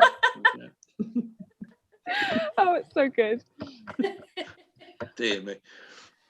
We missed out Moonraker, didn't we? Moonraker, yeah. I watched it recently, and I was quite. I mean, it'd be interesting to see what you guys think. But apart from a few moments, Holly Goodhead she's quite like, she does quite a lot within the film, and she's pretty capable. I don't know what you guys think. I like when she tells him about her self-defense. Did you learn that at NASA? And she's like, Vassar, the all-female college in America. So she's like a kind of slightly waspy, highly educated. You can imagine her being a big second-wave feminist on campus. So the fact that Bond turns up and is all like a woman. I don't believe only Roger could get away with that. When she goes for it, I don't really, and also like some of the scenes between them are just so wooden. When they meet at the top of the mountain in Brazil, and she's like, I don't know if I trust you, and he's like, I don't know if I trust you either. That's what makes it more exciting. And he just does it in this like really bad deadpan. Really badly acted, and it's sort of like, it's almost like it's him. He's having an off day. It's like it's like Sean Connery in Diamonds Are Forever. You just feel like he'd rather not be there sometimes, I think, in that film. Interesting. Not heard that. But yeah, and actually women as well. She's great. Oh. Sorry. Go on. Yeah. Oh, sorry. No, Jess, you go. No. Please, Madeline, go on, finish. Okay. The Corinne Dufour. That's a really great. Oh yeah. I would say not a great. I mean, I love it. I love all Roger Moore, but apart from the first two, weirdly. But that one, it's like that first scene where she gets killed. It feels like it wandered in from a different film. It's just the dogs, dark and beautifully shot. So scary. It's like a horror film. Shocking, isn't it? Yeah. It's really dark what happens to her, and the fact that it happens off screen too. And then of course immediately goes into that ridiculous Venice gondola chase. That's a classic wasteful death. Whereas instead of just shooting, they send a fake funeral hearse, and the guy gets out and throws a knife, doesn't even shoot. There are quite a lot in that film that why don't you just kill him? But the centrifuge, the spinning thing going round, but it's brilliant scene. Yeah, it is a brilliant scene. Yeah. It really is. Good acting. Totally wasteful. I'm sorry, Jess, I totally cut you off before. No, not at all. I think I was going to say the same thing that Kareem, how shocking the death is, and that it's glaring because the film is so silly, and then you've got this quite brutal death scene that's genuinely very tense and quite scary. And this is another one that I had dismissed as a teenager, and then now I've learned to love through the eyes of my 6-year-old who just thinks it's brilliant. He plays it all the time. I'm playing Moonraker and he's like zooming around and going, "This is Moonraker 6." What a lad. What did you think of the Corinne's death? I think I think it kind of goes over his head a little bit. He just thinks she's being chased by some dogs. Oh yeah, it lovely doggies. It doesn't, because we as grown-ups fill the gaps, don't we? And when you that's right. You don't do that, so it's dark. Yeah, just thinks I love dogs. That's what he thinks. Yeah, exactly. Yeah. Some dogs in the Bond film. People often say that Moonraker is just too silly, which is something they say about A View to a Kill as well. Yeah. But I often wonder though if Moonraker had just made the ending a bit less of that. If we'd had maybe the spaceship turning up, but we don't have the open air laser shooting fight that you had. I actually think that like the film starts well and it's got some silliness, but I think the Venice bit is fantastic. I love the fight sequence with Chang. Is that his name? Yeah, Chang. Yeah. And when he he gets chucked out onto the piano, and I love all of that. And then it just gets into when they get to the Amazon, that's when it gets into really silly territory with the the women who like tempt him there, and he follows them. Yeah, snake. Yeah. That's when it gets a bit silly, and then it gets really silly in space. And I think if they just toned down that latter bit, then it would actually be a very it'd be a good middling outing in the Bond, rather than being possibly one of the worst ones. I mean, you may disagree, but no. Corin's death is before that, though. He sort of uses her, doesn't he? To open a safe or something in the mansion. All that's quite old school Bond, using his wits, I suppose, and espionage to get involved with Drax. He's got a great baddie, Drax. He's quite. I don't know. He died recently. Yeah. Did he? God. Yeah. It was another shocker of a year. Everybody kept dying. I don't know. We think a bit like Octopussy. People dismiss it. Oh, is that the one with the clown in? Oh, it's silly, that, isn't it? Like Moonraker, is that the one in space? Yeah, but there's the whole rest of the film that's brilliant. Sorry, I just thought clown. Well, maybe you find that funny. I don't know. Clown makeup. They've literally just shown you the time and the clock. There's 5 minutes left. He does the whole clown makeup, and then he comes out. And Yeah. Amazing. You've just got to go with it, haven't you? Yeah, because then you do get a really tense scene, and I do like the sort of the kind of opposite of being entertained at a circus by a clown, and the silliness of that compared to this bomb, which is going to like kill the audience, hundreds of thousands of people. The kids are just laughing at him, aren't they? And he's like, no. There's the guy who's the head of the American base, who weirdly, fun fact, he's the guy who plays Waldorf Salad guy. Yeah. Absolutely, yeah. And also he's in Star Wars. But anyway, he goes, what's his name? General Rikian or something. Anyway, he goes, hey, great Incredible. clown. Yeah. I'm deadly serious. Yeah. It is cool. Yeah, I love that. But yeah, I don't know. Moonraker gets a bit of a bad press. I think it is getting slightly reassessed, and people like it a bit more now. As because everyone's just in lockdown, just watching all these Bonds, and they're like, actually, that's quite good. Well, they did. There's so many very, you watch a lot of the Star Wars films and recent superhero films, and it does seem to be quite serious. So I think there is something about the Moonraker, the silliness of it, that it's got something of that kind of wacky races silliness that you've got in the film. Like a sort of hot. It's, I don't know. I think that you want a mixture of light and a bit darker. Yeah, it's that balance, isn't it? And For Your Eyes Only is the usual, right? We better tone it down a bit. But that starts with the silly. All right, keep your hair on. The sort of fake Blofeld in a wheelchair type. Oh my god! Yes. Oh, my brother and I are obsessed with that scene. It's class. I know. God, but it's like whenever it's awful. It's like everything. It's relevant to everything. So I'll be going to meet him, and then he'll leave me a voice note that says, "I've looked forward to this." He's got the creepy voice. Weird, like Italian voice that doesn't. Yeah, it's an Italian. Yeah. He even talks about like what I never heard his line where he's like, "I'll buy you a delicatessen in stainless steel." Like, what does he mean? Sorry, I looked it up, and apparently it some kind of means something in like gangster world or something. So they basically turn him into a bit of a spiv, and then kill him. And then it's serious. Yeah. It's quite weird to think that is the ending that Blofeld gets after all of this. After everything, he gets chucked down like a Canary Wharf chimney. Yeah. And obviously, I would take that 100-fold over. I'm actually your kind of stepbrother. Oh dear me! Yeah. It's just been my plan to get revenge because I was jealous that my dad liked you. Absolutely shocking. Over that. Yeah. Waste of a great actor as well. Yeah. Dreadful. But we said the better. It's best when you don't see Blofeld, when he's just got the cat and he's dictating things and he's do and all this. Yeah, like From Russia with Love. But yeah, I think Donald Pleasance is the best Blofeld. Yeah, like the best one you see. Yeah, when he gets, but I'd say even better than because you've had enough of like taste glimpses of him, so that when he does unveil himself, and they do it so well, and you only live twice, like, he says kill Bond, you feel like he really he's mad. He's like, totally Kill Bond. Yeah, exactly. Or die Bond, whatever it is. You just feel like he's gone a bit nuts, but he's also quite like he doesn't make stupid mistakes like some other Blofelds do. The Diamonds Are Forever one, do you know? Yeah, and also Fiona's only one who does this one of the stupid, like putting Bond in the automatic helicopter. Yeah. Where he literally only has to pull out the switch and then it's a normal helicopter. Yeah. Yeah. The thing is that's underrated about that scene. Well, obviously they can't say that it's Blofeld because they didn't have the rights to Spectre, but obviously it's supposed to be. But of course, at the start, which is a nice touch, I think, he's visiting Tracy's grave, and then the person ultimately responsible for her death comes, and he's like, keep your hair on and all.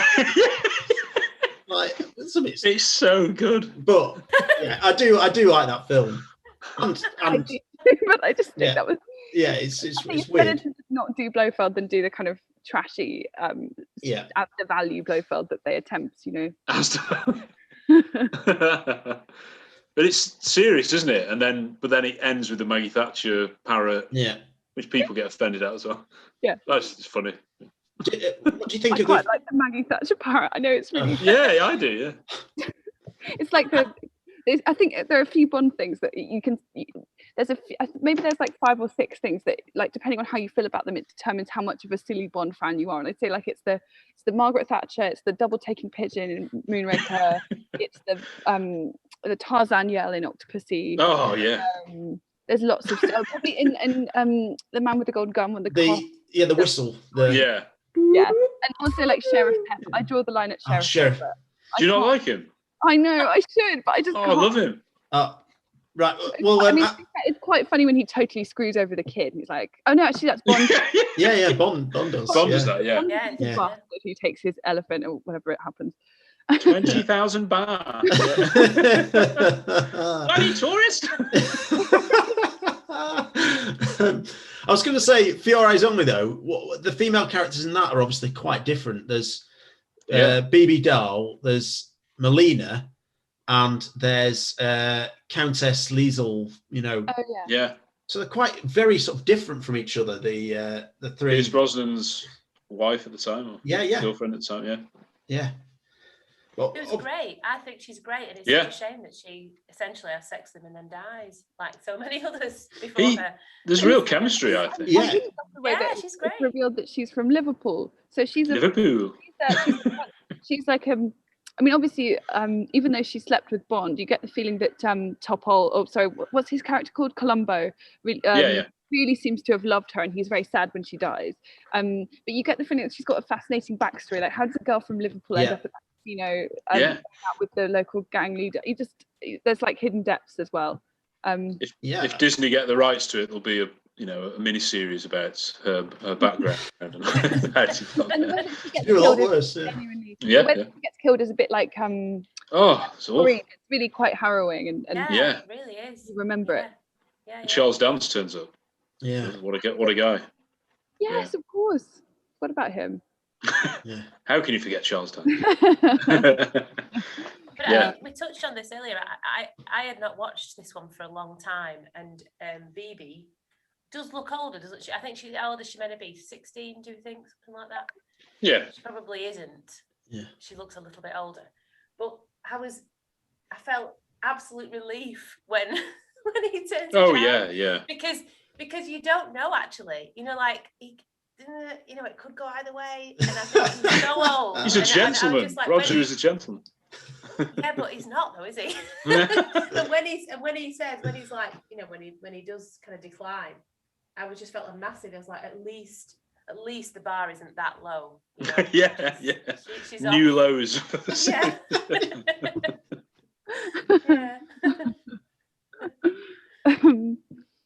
Yeah. I suppose then, Melina, there's quite a bit more of a backstory in that you see, don't you?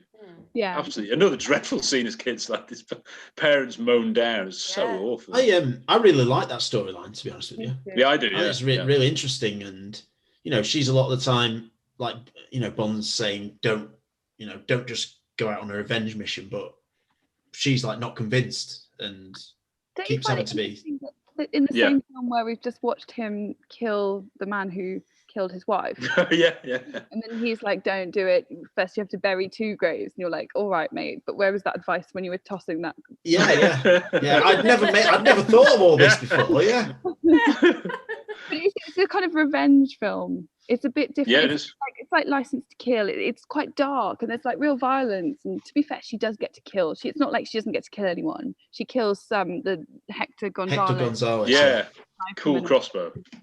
Oh yeah, the pilot. Just not Christatos.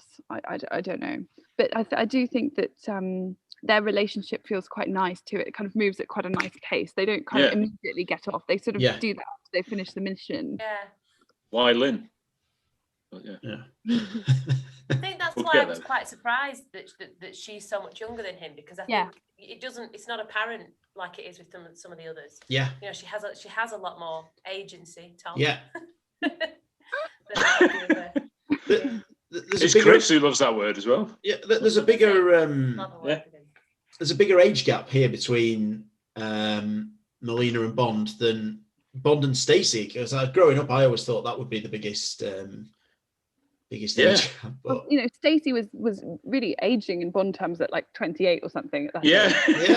Whereas I think Carol Bouquet is only about 19. Yeah, 20. I know. Yeah, dear me. But obviously Roger was aging as well, quite a lot by A View to a Kill. But yeah, and with the same age as Tom Cruise in Mission Impossible 4. Yeah. But anyway, or Daniel Craig, if although it's about 10 years old by the time it's released, isn't it? Nigel Farage is really young. There's a meme where it's like he's younger than like Johnny Depp or someone. Yeah. I'm not saying he looks terrible for his age. It's just that he never seems to change age. He just in my head he's born in his 40s. Yeah. And Roger Moore has like the same kind of timelessness, really. Yeah. I'm not sure I agree. But... I also actually, no, you're right. He does age quite a bit between the. He looks so old by A View to a Kill. But would you have wanted a different actor in that film, Jess, or you would have wanted Timothy Dalton probably, wouldn't you? Yeah. Oh, but he wouldn't fit with the film. So different. Yeah, it would have been. Can you imagine him trying to dress him like dressing a Mayday coal miner and accent. Yeah. But in a way, I sort of think Tim Dalton and Mayday would be less gross. Like I could see that. Like I find it gross. I don't want to see him in any. I think Grace Jones and Timothy Dalton would be like the best couple in the history. Exactly. It's believable. Yeah. She was going out with Dolph Lundgren at the time, wasn't she? Oh yeah. He was in it briefly. Yeah. So good. Yeah, Octopussy.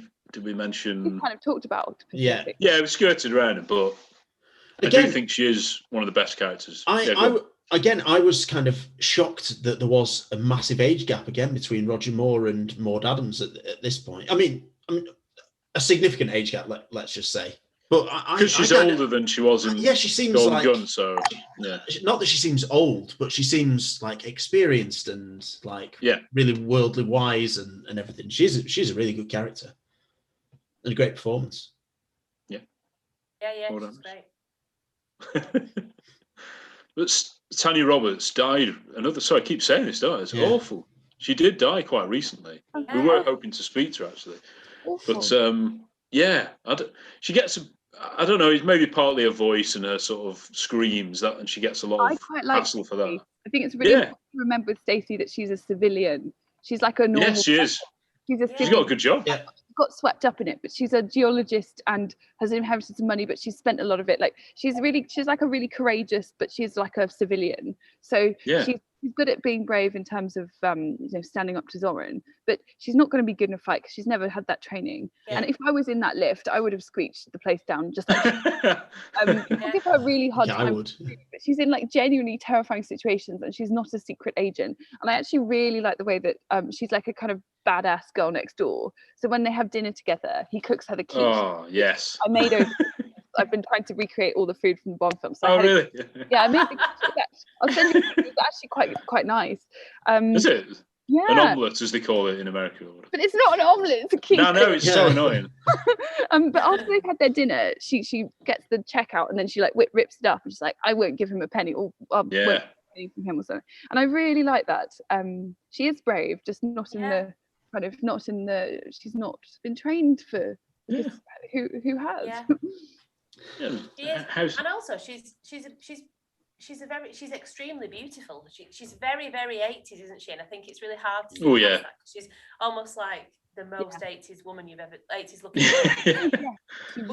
She's really beautiful woman. I think she might be Chris's favourite. Really? Oh, whoa. Looking, Oh, is he listening in? Is he? big hair. I do think that she tries it on with Bond really early, and they don't get together until the end. But the dress that she wears to eat a quiche is really extraordinary. It's like Yeah, great. at the proms or something. And then the next day when she brings him breakfast, she's wearing this like tiny little negligee thing. I feel like you wouldn't just wear if it was any old bloke in the room. I think she's on. What an old bloke in the room. Need to read these signals a bit better. No, seriously, check out that scene. That negligee thing is like barely covered. I mean, I know that she's really sexy, and they're obviously not going to pretend that she's not. But it's just, I think she's hitting on Bond quite early. Jennifer, can I just watch this scene? Do you mind watching the scene? Yeah, sorry. Negligee, yeah.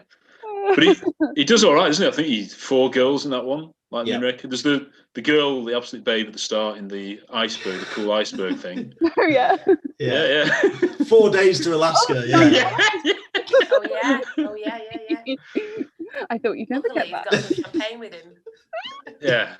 It's so cozy. That So basically, he's like, oh, his best beluga, and she's like, She's like, rather shaken. She's like, Also, just think what 5 days in that submarine with the provisions that they have vodka and caviar. They're just gonna That's get it, vodka. Yeah. 5 days until they get to Alaska. They're dead. It's probably like one of those doomed expeditions to the northwest. Yeah. Quite literally knackered after 5 days. Sheesh. Oh. Yeah, and then he does obviously get with Mayday, but she's sort of being used by Zorin, isn't she, by then? You must love Zorin as well, surely. Oh yeah, he's my favourite. Christopher Walken. Oh. Yeah, he's brilliant, isn't he? A lot. He's just so good. Yeah, I love his weird. He does these weird little mannerisms throughout the film. Yeah. So for example, when he sort of says to Mayday that she can go and see to Bond for him. Yeah. Kind of strange thing where he's sort of like, and then he sort of like looks. Yeah. He does a lot of stuff like that. And I love his weird henchmen as well. He's got his henchmen are quite well developed as characters. I mean, more so than other Bond films. Yeah. They're often just named, you don't know anything about them. So he's got his oil guy, Bob Connolly, and he's got his like Bob Connolly. Yeah. Exactly. And he's got his weird like gay best friend Scott Bean. Yeah. That's all so weird. Like it's just so weird, the whole thing. It's really camp and strange, and he's the doctor, the sort of Nazi doctor guy as well. Yeah, Carl Mortner. Yeah, it's so good. He's a victim, of course, isn't he? You know? Yeah. He is. Yeah, but there is something a bit. It's quite rare to have henchmen. That many of them, and they're all. It's a bit. License to Kill has tons and tons. Yeah, it's loads. Yeah. A bit like that, I think.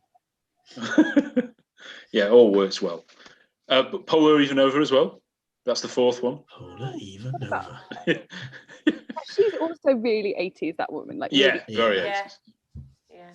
Not Russian, obviously. Again, she was like a sort of 80s pin-up girl, Fiona Fullerton, who played her. There's some really bad acting between her and General Goldie. Yeah. They're like, ding, ding. Yeah. It's a bit overdone. I love that. Yeah. Everything that film is. You just have to. I think you just have to embrace A View to a Kill. Once you get used to it, you're like, okay, this is the vibe, and you just have to go with it. There's a joke book, isn't there?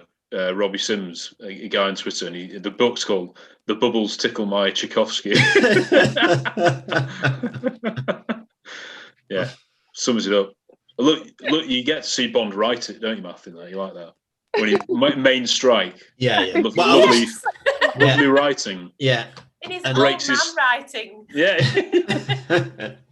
It's like when Sean Connery does Operation Grand Slam. Yeah. It's, Same thing. Yeah. Yeah. Missed out Never Say Never Again. He's got that lovely marker pen. I know that's not an official Bond. Yeah. And then he blows up. What's her name? Fatima Blush. Fatima Blush. Oh, another good name. Yes. Anyway, we don't count that one. Okay. Yeah. I've never seen that one. Yeah. It's not. It's that odd Sean Connery period where he wasn't sort of young and he wasn't that old when he looks. It's like Yeah. He gets better as he gets old. Yeah. Living Daylights is another. Cara is obviously quite monogamous in that film, and that's the background of people saying it's because AIDS was going on and people had been a bit more sensible, and it was a bit tasteless to have loads of partners in that. But also probably because Timothy Dalton wouldn't suit his character. Yeah. It works really well though, and she's a civilian. She's just cellist, isn't she? Yeah. He sort of has possibly a thing with that lady in Gibraltar at the beginning. He's Yeah. Oh yeah. She needs a real man. Yeah. Tennis pros. Find a real man. Yeah. Won't you join me? Like all playboys and tennis pros. He's also very 80s looking. Like. Oh yeah. The bob. Yeah. The makeup. She's got like pink eyeshadow or something. Yeah. Brilliant. Yeah. Exactly. She's got kind of Sheena Easton hair. Yeah. Like our mum. Yeah. In the 80s. Everyone's mum. I think the monogamy. Linda, she's called. Oh, very 80s. Linda, perfect. Yeah. Anyone with that hair is called Linda. I think the monogamy actually works quite well because, as you say, it doesn't really suit Timothy Dalton. I think in License to Kill, when he's got the two women kind of colliding, it doesn't really feel like when Lupe turns up to like argue with them. Yeah. It feels like a scene from another film. It's not for it just doesn't work with Timothy Dalton. You just can't really see. Q makes it funny. You really get the feeling that he values Cara for her talent. He watches her play, and he kind of he really likes her. I get the feeling he really wants to be her boyfriend in that film, which I can't see for many Bonds that you really get that impression. You can picture them this amazing life going and watching concerts. Before Necros ruins it, they're basically on a date at the fairground. Like, how can one go on a date with someone? Yeah, date. Yeah, that's true. Yeah. And he really takes the time to kind of win her over, doesn't he? He doesn't just kind of throw her a line and say, "Look, I've got champagne." He actually kind of, tries to seduce her. And they don't have sex or anything. I don't think. No, in the entire. They have a bit of a snob, don't they, on the merry. Do they in the entire film actually? No. At the end, it's implied, isn't it? Yeah. When he goes to see. Yeah, because he's like, that was a performance. No. What's he say? He said, "You didn't think I'd miss this performance," which is That's one right now. Yeah. Is that a double entendre? I think so. It is, isn't it? No. Yeah. I think Your childhood. Such an education. This. Even Roger Moore's name is a sexual pun. Yeah, of course it is. Yeah. And he did. Yeah. Yeah, I do. She is well cast as a musician, I think. I don't know. She's quite believable in the role. And Koskov's obviously leading her down a garden path, and he's using her. And that's why Bond, he's been much, much nicer to her. And the delight when she says, "We're going to Vienna" and all that. Oh, yeah. It's a lovely place, so I agree. Yeah. But then she gets really tough. She's also really tough. Given that, like I said, she's a civilian. She's really brave. She's when they're with them. In the base. Mujahideen? Yeah. Sorry, I can't pronounce that right. I don't know. She's so brave. She's so up for it. She's brilliant. Yeah. I think she's a great character. Yeah. This was my first flying the plane. film I think I ever saw, and I think she was a really kind of, as a little girl, I thought she was a great, she was somebody Good. to kind of look up to, really. Yeah. You know, she's great. Yeah. Good. And you wanted to be her with Tim, didn't you? And obviously now I'm a cellist, so that's how it. Are you? No. No. Well, no, Jennifer is. I thought that's what you. Okay. Oh really? Oh, is she? No, Yeah, no, I'm not a cellist. No, I was being silly. I have often thought about this, you know, which Bond would you like to sort of go out with or whatever. And I think Dalton would be, to me, he's the best looking. He's the one I'd be most attracted to. But I actually think Roger Moore would be the most fun to go out for dinner with, because he'd flirt with you loads, but he would actually you. Whereas I feel like Sean Connery would be a bit like, have sex with me. Like his chat would be a bit meh. And Daniel Craig would barely talk to him at all. Oh, Le Sulk. So I'd actually pick Roger Moore for a dinner date. Really? But yeah, I think Timothy Dalton might be the best looking, I think. I think it's like marry, snog, avoid. I think you would marry Timothy Dalton. You would snog Roger Moore. Yeah. And you would avoid Daniel Craig. What about I'll sell for that. Pierce? What about Pierce? I don't know. Oh no, Pierce is a bit smarmy. Yeah, he's a bit smarmy. He's a bit of a Wow. And I Consensus. like Sean Connery, but he has he has threatening. some really terrible fashion as well, like shiny suits and that sort of Yeah, that Goldeneye clothes on the yacht. thing. Okay, Goldeneye is okay, but I think in the ones that follow, he has like the worst of late 90s fashion. Yeah, Footballer suits. Yeah. he does. Half the time. But I think that's another Pierce. problem with Bond films, in that sometimes they try so hard to be contemporary that they just age really badly. Like you've got, Roger Moore's in flares, isn't he? Yes. Some of his, but you see him down the gun barrel and he's in flares, and it's like, it's just. He always looks good, though. Don't try so hard to be hip. Bond filmmakers.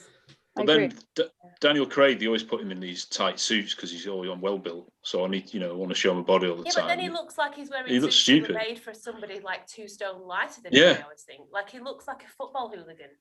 Yeah. Up and put a suit on. He's better in the barber jacket, we always say, in Skyfall. That's when he looks more at home. I think he's better not as Bond. I think when it was announced that he was going to be Bond, I was quite up for it because he can be really charismatic, Daniel Craig, and in other roles, he had his hair a bit longer and he was slimmer, and he looked, there's something about him. He is a charismatic man. Yeah, and he's an actor as well. If I were going to cast Daniel Craig in anything, I would make him like if you're going to do a revamp of Rush with Love, I'd do him as Red Grant or something. Yeah, definitely. Totally. I'd make him a really compelling henchman, or maybe like Alec Trevelyan. To me, he's a baddie potentially, or at least, he's a slightly nebulous goodie that you're not sure about. Maybe that's good for the dark, edgy direction they tried to go in, but just to me it just needs to be a bit more silliness and fun. Well, it's like 15 years now since his first one. That's a lot of time, and that's a lot of tastes that have changed, since then. Mid-noughties, it was all dark. Everything had to be dark and had to be Bourne or Batman Begins, and now, like I say, it's 15 years later. I think people aren't as up for all that. And he's as old as Roger was in. Well, maybe not specifically. That's true. Yeah. Goldeneye. I mean, obviously, Zenui doesn't actually sleep with her. No, he doesn't. No. He has a bit of a tussle with her, doesn't he? He does. Yeah, that's a fairly sexual. Very sexual. Yes. Yeah. You don't want to sleep with Xenia because that only ends one way. No. Yeah, exactly. Yeah. I had for a birthday party a couple of years ago. I had a Bond theme. I went as Xenia. And James has his dad was in the Navy, so he's got like a full naval outfit, and he came as the Admiral. Chuck Farrell. Chuck Farrell, yeah. Xenia. Yeah. I can't breathe. My brother and his now wife, but she's clearly a keeper because she totally played along with this costume. He went as Bond in The World Is Not Enough. But the chair that like strangles you. He made the chair from scratch, and This is hilarious. Went as Electric King. Oh wow! Unbelievable. It was so good. I couldn't. You get some great dresses, to be fair. A full-time job. How did he make? He made the chair. He literally bought the ship, nailed it to an old chair, and got like a clasp on his neck. He did the whole thing. Really? Yeah. Wow. So They're very people were dedicated. tied up at the party in this chair. Just him. And it Just was him. awful. Okay. Right. Yeah. He couldn't walk anywhere, so he kept knocking into people. He's like, "We're so well." Was he wearing that lovely cream suit with the blue Yeah. shirt? Was he really? Yeah. He went to TK Maxx to get a really Yeah. terrible. Yeah, brilliant. Basically, he's even weirder about Bond than me, so you should have him next time. Yeah. Experience. Definitely, yeah. Go. Yeah, in GoldenEye, Natalia's obviously the main Bond girl. Brilliant. Yeah, She wears a I really cardigan like for the her. whole film. Yeah, Which I just think is wonderful. I think, again, remember going to see this at the cinema, age 12, and just thinking, obviously I was only 12, so I didn't think what a brilliant female character she is. But, on some level, I recognise that she was really capable and that you didn't have to be in a bikini. She's brilliant. She's great. And they do give her one really cool outfit, which is different from her work outfit. She gets this lovely long Russian coat, like something from Tolstoy. Oh, yeah. Yeah. It's really chic. And then she runs into Xenia, who's also wearing a really cool Russian outfit in some beautiful church. Yeah. I mean, and to be fair, you do get to see her in a bikini, but not for a while. They go on holiday, and then they have a good argument on the beach. It doesn't make any sense. Like they just again, that's the That's scene what keeps you alone. I know, Something like that. I don't know. What, day. And she's being a like needy girlfriend. Yeah. You will kill him. He was a good friend to rebellion. You're like, what? Who is this? I don't know. She's not been in an awful lot since. She's been in a few. She was in Vertical Limit. Yeah. She was in two films I've watched recently, actually. Yeah, Vertical Limit and Reign of Fire. She was in. Vertical Limit with Christian Bale. Going up K2. Yeah. It's good. Yeah, I remember that one. Yeah. Same director as GoldenEye and Casino Royale as well. Yeah. Oh, Martin Campbell. Yeah. Jr. He's not daft. No, those are two. I think they're probably two in my top 5, and they're both him. It's amazing. Yeah. Xenia is a great character too. She's very like I think because GoldenEye was so kind of culturally important for a lot of Bond fans, a lot of people it's the one that got into, and lots of people got into it through the game. Weird overlap. So I think Xenia, people think of her as the iconic one, but actually I think she's amazing, but she owes a lot. She's very indebted to Fiona Volpe. And that's stuff. But yeah, I quite like the way that she gets weirdly like turned on by killing people. Yeah, it's like it's a bit like Zorin. It's kind of a bit silly and camp. Yeah. And I like the fact that they do stuff like that, because they don't really do stuff like that in some of the in the Craig era films, which I think is something that makes the GoldenEye like a bit better than the Craig ones. That was the first Bond film I saw at the cinema, and like obviously it was amazing that I was seeing a Bond film at the cinema, but I was only 10. I managed to sneak in. So seeing Xenia doing her thing was pretty, shall I say, confusing? Maybe not traumatic. I don't know, but obviously it had a lasting effect. It became a man. Yeah. Became a 10-year-old man. Yeah. Yeah, it's not one for Ernie, Jess, I don't think. No, it's not. Not yet. No. Yeah, Tomorrow Never Dies. We briefly mentioned Paris, obviously Terry Hatcher, who slaps Bond, which is quite nice. Yeah. Probably deserved it. But that's off screen, isn't it? We don't know what happened. I mean, he basically kills her, so yeah, he deserved it. Yeah, with hindsight. There was somebody. Sorry, go on. Oh no. I was just going to say, I think actually the Paris Carver is well done. It's kind of similar to the Monica Bellucci character, but they do it better. You do actually believe that they knew each other, and that when she dies, he does feel something for her, and it's quite sad. Yeah. It's like not nice. I think Elliot Carver is a bit of a coward. He gets someone else to do it, but he's just a kind of cold, nasty, ruthless man. And obviously Wei Lin is a legend. Big fan of her as well. You like it, yeah. Yeah, I think she's like Triple X, and that she could work on her own. In fact, she's much better than Triple X because she can actually act. But like, you could have a Wei Lin film of her doing, good, amazing stunts and everything. Yeah. And they give her. Sorry. Go on. Doesn't she outsmart Bond on a couple of occasions? I've not seen.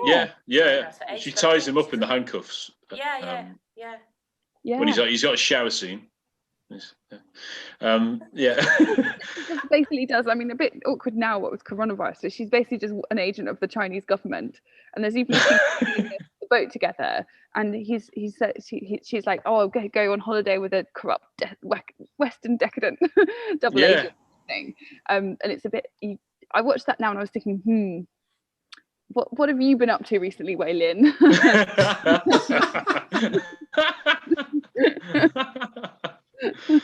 Do you think they needed to get together at the end? I suppose you could say they just get a kiss of life and then a quick kiss at the end, isn't there? But it's not really quick though, because basically they could be stranded for a long time because he's like, no, we won't get this boat in the middle of the South China Sea in the middle of the night, and it goes off and they've no way of getting help and they're just on some driftwood. So they probably got to know each other quite well. They're in Europe after a few days. Like the iceberg in A View to a Kill, yeah. It's all right, isn't it? Yeah. He obviously Electra is a big character. Who I think was it John who said Brosnan he quite likes, when they both die, he sort of cradles them in the same way. Her and Paris, yeah. He's got a thing for dead women. Yeah, John wasn't saying that he thinks. Well, John first of all wasn't saying he likes that, and he wasn't saying that Pierce's Bond likes that. But there is this thing that he twice sort of kisses a dead woman. Pierce Brosnan's Bond also likes to bite them. He loves that. Hold it. It's a bit weird. They have the whole thing with the ice, don't they, as well? That's it's kinky. Yeah. But she is one of the stronger characters, stronger in inverted commas, isn't she? Yeah, I think she's got some of the best outfits. She's definitely one of the most looking. I think she's one of the best looking, sexiest. She's also, it's really not enough people are aware of the fact that she is like a kind of quite groundbreaking character because she's the first, unambiguously the main baddie in the film, which is quite important. Yeah, don't worry. We absolutely love World Is Not Enough, and it's definitely one of the more underrated ones because of her, partly. And then it's sort of Definitely not because of Christmas Jones. No, but she's a nuclear scientist, so she's the progressive, a woman scientist. Fake PhD. Yeah. Doesn't speak spy. She's like, oh, I don't believe that you're a nuclear scientist to Bond, and you're like, well, look who's talking. Yeah. So that was ironic. Yeah. Dr. Markov is 63 years old. Yeah. I think it's because they've got such a good character in Electra, and they can't have him necking her at the end. They've got to sort of create a secondary woman that's just sort of there, and to explain the plot with the whole pipeline and all that. That's it, really, isn't it? But, there's a bit. The pun. Sorry. He says, "What do I need to defuse a nuclear bomb?" And she's me. Yeah. Miss Jones. But what do you think about that line when she says, "I need to get this plutonium back, or someone's going to have my ass"? And then he's like, "First things first," and then I laugh at that, but sorry, maybe they climb up the ladder and he grabs her and sort of pushes her. He pulls it off, Pierce. He's good at those. Metaphorically, Russian men fancy her. Yeah. Then Die Another Day, of course. Not interesting. Halle Berry. A strong female character who's tough. Awful. Did she forget how to act, Halle Berry, in that film? Or I don't know what went wrong. Yeah, she won an Oscar. Yeah. It's a badly written part, though, really badly written, and I just misjudged. I think again, they thought, sorry to keep saying this word, they thought they were being progressive by almost making a female. They thought they were making a female Bond by a CIA agent. A franchise, didn't they? But they got it so badly wrong. It's weird because it's kind of, she's quite similar to Pam Bouvier in License to Kill, who I think is a terrific Bond girl. Yeah, absolutely. For some reason, I totally believe that Pam Bouvier is a renegade pilot, ex-CIA, who's gone off grid to work with Bond. I just don't believe Jinx. She's sort of she's got sassy one-liners, but they don't really. Half the time, it's like the wisecrack, but it doesn't actually make any sense in the context of the sentence. It's just a lot of it's bad writing. They feast. And Really sexy. I think they have quite good chemistry together, her and Pierce Brosnan. Yeah. Well, yeah. I mean, do, it's almost too good. It's a bit like, yeah. you just tone it down a bit, please. Yeah. You know, Well, the kids to see the this. rudest scene, wasn't it? Oh, Pretty dear much, me. Oh, and Moneypenny the Moneypenny scene. That should be. But Yeah. I'm not usually a fan of like retroactive cancelling. Oh, yeah. Take that scene out. Also, On the VR thing. Yeah, the VR thing. Just no. The purists won't like that one. But, Rosamund Pike's good though. Rosamund Pike is good. Yeah. Miranda Frost is brilliant. Yeah, I think she's really good. I think she's only young. So. I might prefer the baddies, the bad women, to the good ones. Actually. Yeah. What to do, don't they? They're much more interesting. Yeah. No, I can see that. Yeah. Yeah, we touched upon the Craig era, but I suppose we haven't really mentioned Eva Green. She, maybe after Tracy, is the biggest female character in the series, and she's the first half of Casino Royale is a different film, isn't it? She's not in it, and then when she's in it, it's like a love story. The second half, so I don't know. It keeps getting voted the best Bond. We're a bit more, we'd rather throw A View to Kill on, but it's a good film technically. It's just not easy viewing, is it? That's the problem, I think. Well, it's quite, as you say, it's quite long. It takes a long time before it gets to her. I was actually struck by how long it took to get to the Montenegro scenes and the train and everything.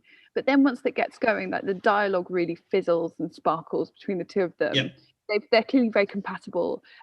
It's like the kind of, they sort of bounce off each other and they're clearly equals, which I really like. And then the way that they size each other up perfectly, it's a kind of mixture of like kindred spirits, but also having this great intellectual thing, but also being really attracted to each other. And I think Eva Green is just beautiful, and they give her a unique style in that film, which I like too. That she's kind of chic and she takes risks with her fashion. You know, she's not just kind of. They show how she softens during the film through her clothes as well. So initially she'll wear like big aggressive shoulders in one scene and like a belt and too much makeup, and then by the end she's kind of is wearing like softer colors, and she's kind of feels like she's calmed, not in a bad way, but you know, she's stopped overcompensating for her intelligence. And she's let her guard down as a film. It shows how she's let her guard down. It's a very clever film in that way. I loved it when it came out.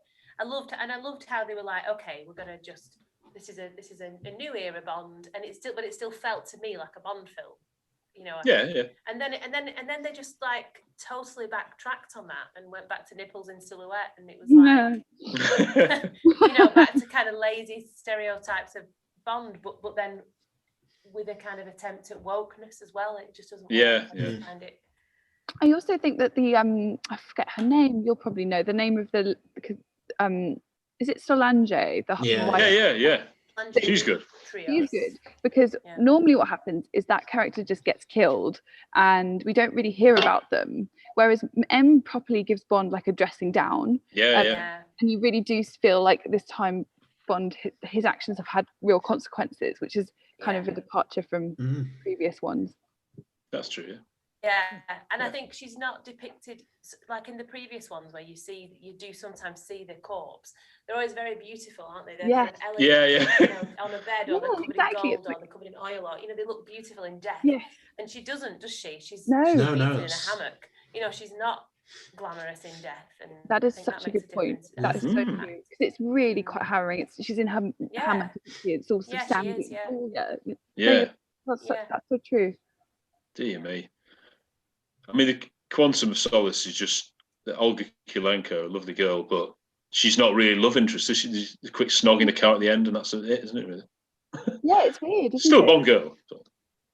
Yeah, she's the Bond girl, but it's a bit. You feel like she's. It's a bit like For Your Eyes Only, where she's on a revenge mission, but different from For Your Eyes Only, where there's like a romantic thing happening at the same time. You just feel like she's there for the revenge mission, and that's it. Yeah, and we only find that out near the end. We don't really know why she's doing it. I think given that it's almost, a direct sequel to Casino Royale, and the whole thing about Casino Royale is this relationship with Vesper, I can understand why they made the decision for Bond to not invest emotionally in a female character in that film. I mean, I'll be honest, I've not seen it for about 15 years. I can't bear it. I can't bear it. I can't bear thinking about it. But I will have to, exercise these demons.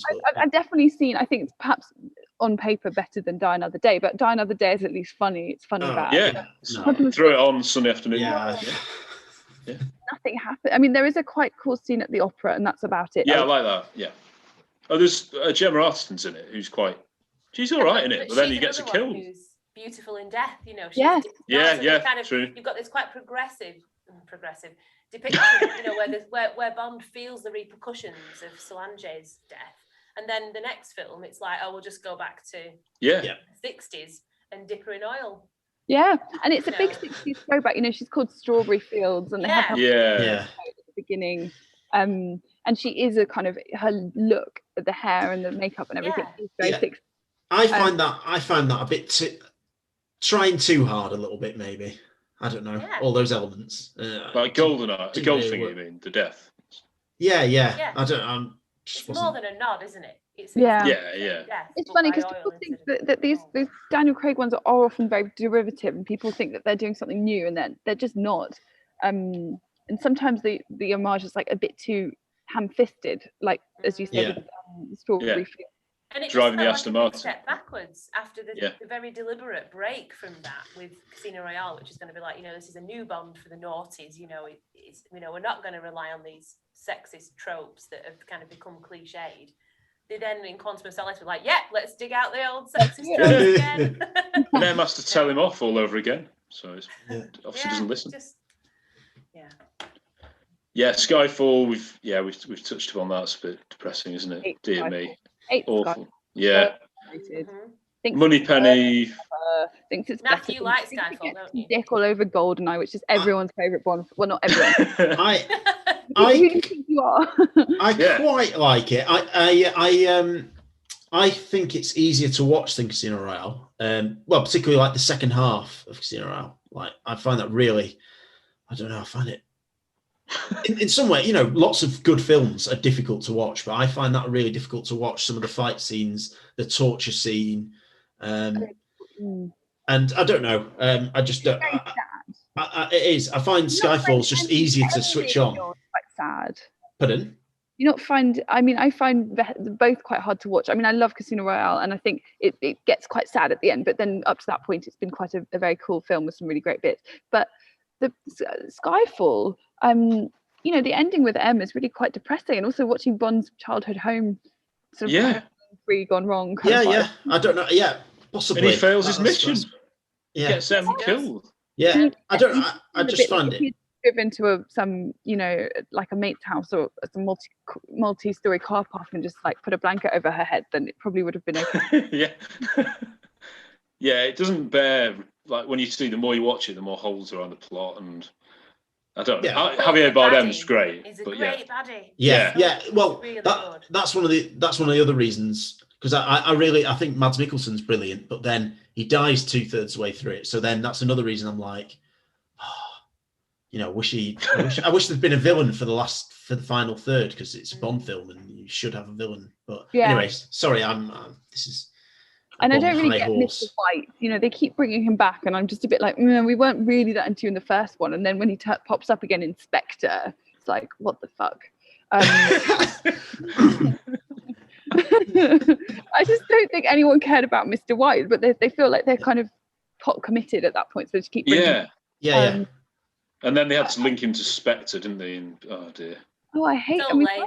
Why can't they just do things as a standalone? Like it's like they have to be bigger than the they always have to be better and bigger than the franchise that they're in, because they think that they need to reinvent the wheel. But all it does is reduce it, because it makes it an extremely small world then, because then everything is linked. It's all because of Bond. It's all an elaborate revenge plot. Exactly. You spend the first half of Quantum, for example, dealing with the dregs of Casino Royale, so you end up with a very diminished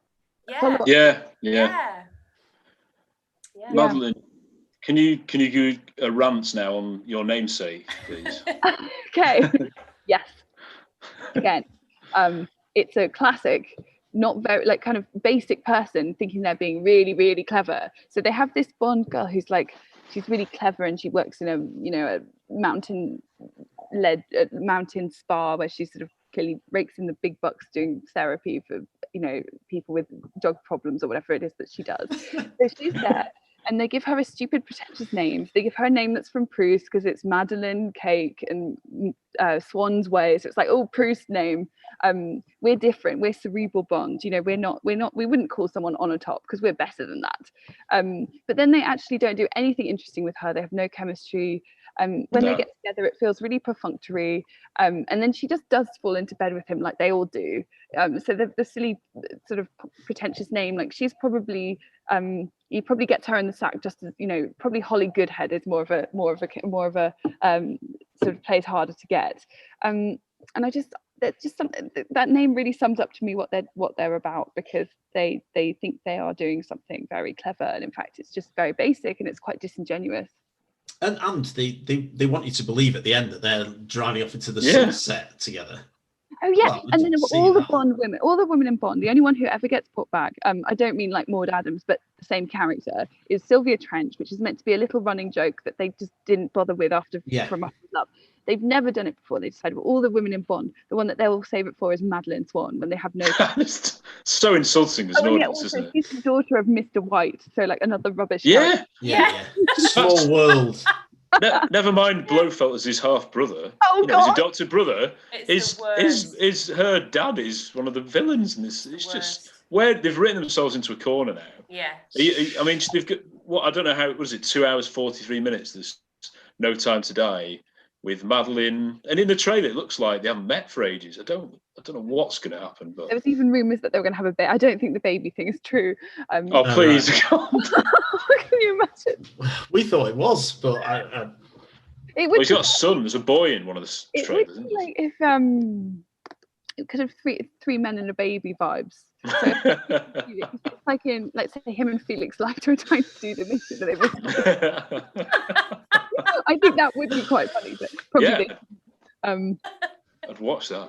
But they do this thing where they leak details from the new film, and then it's mostly not true. It's just to get people talking. But it sort of plays with our intelligence a bit as audiences. Like they're not being straight with us. They're just trying to push our buttons to see how we react, like we're little guinea pigs. We could have had so many Bonds in this time while this film has been delayed. They could have cast somebody else, and I know they don't like to reveal that until this one's come out, but they could have written 3 films, got it all ready to go, and they're just so slow at doing everything now. Was it the first 60s? There was like a film every year. I know they couldn't do that now, but we were lucky, weren't we? Goodness me. Not that we were around in the 60s. But. No. No, it's true. When actually was Spectre? What's 2015, 2016? Yeah. 15, yeah. God, that's a long time ago now. It's a long time ago, yeah. So we've waited as long as they had to wait for Goldeneye. Yeah, from license to film, yeah. And you know that we're not going to get a reboot. We're not going to get some exciting new direction. We're just going to get more of the same, more of the intellectual yet idiots, like Madeline Swan.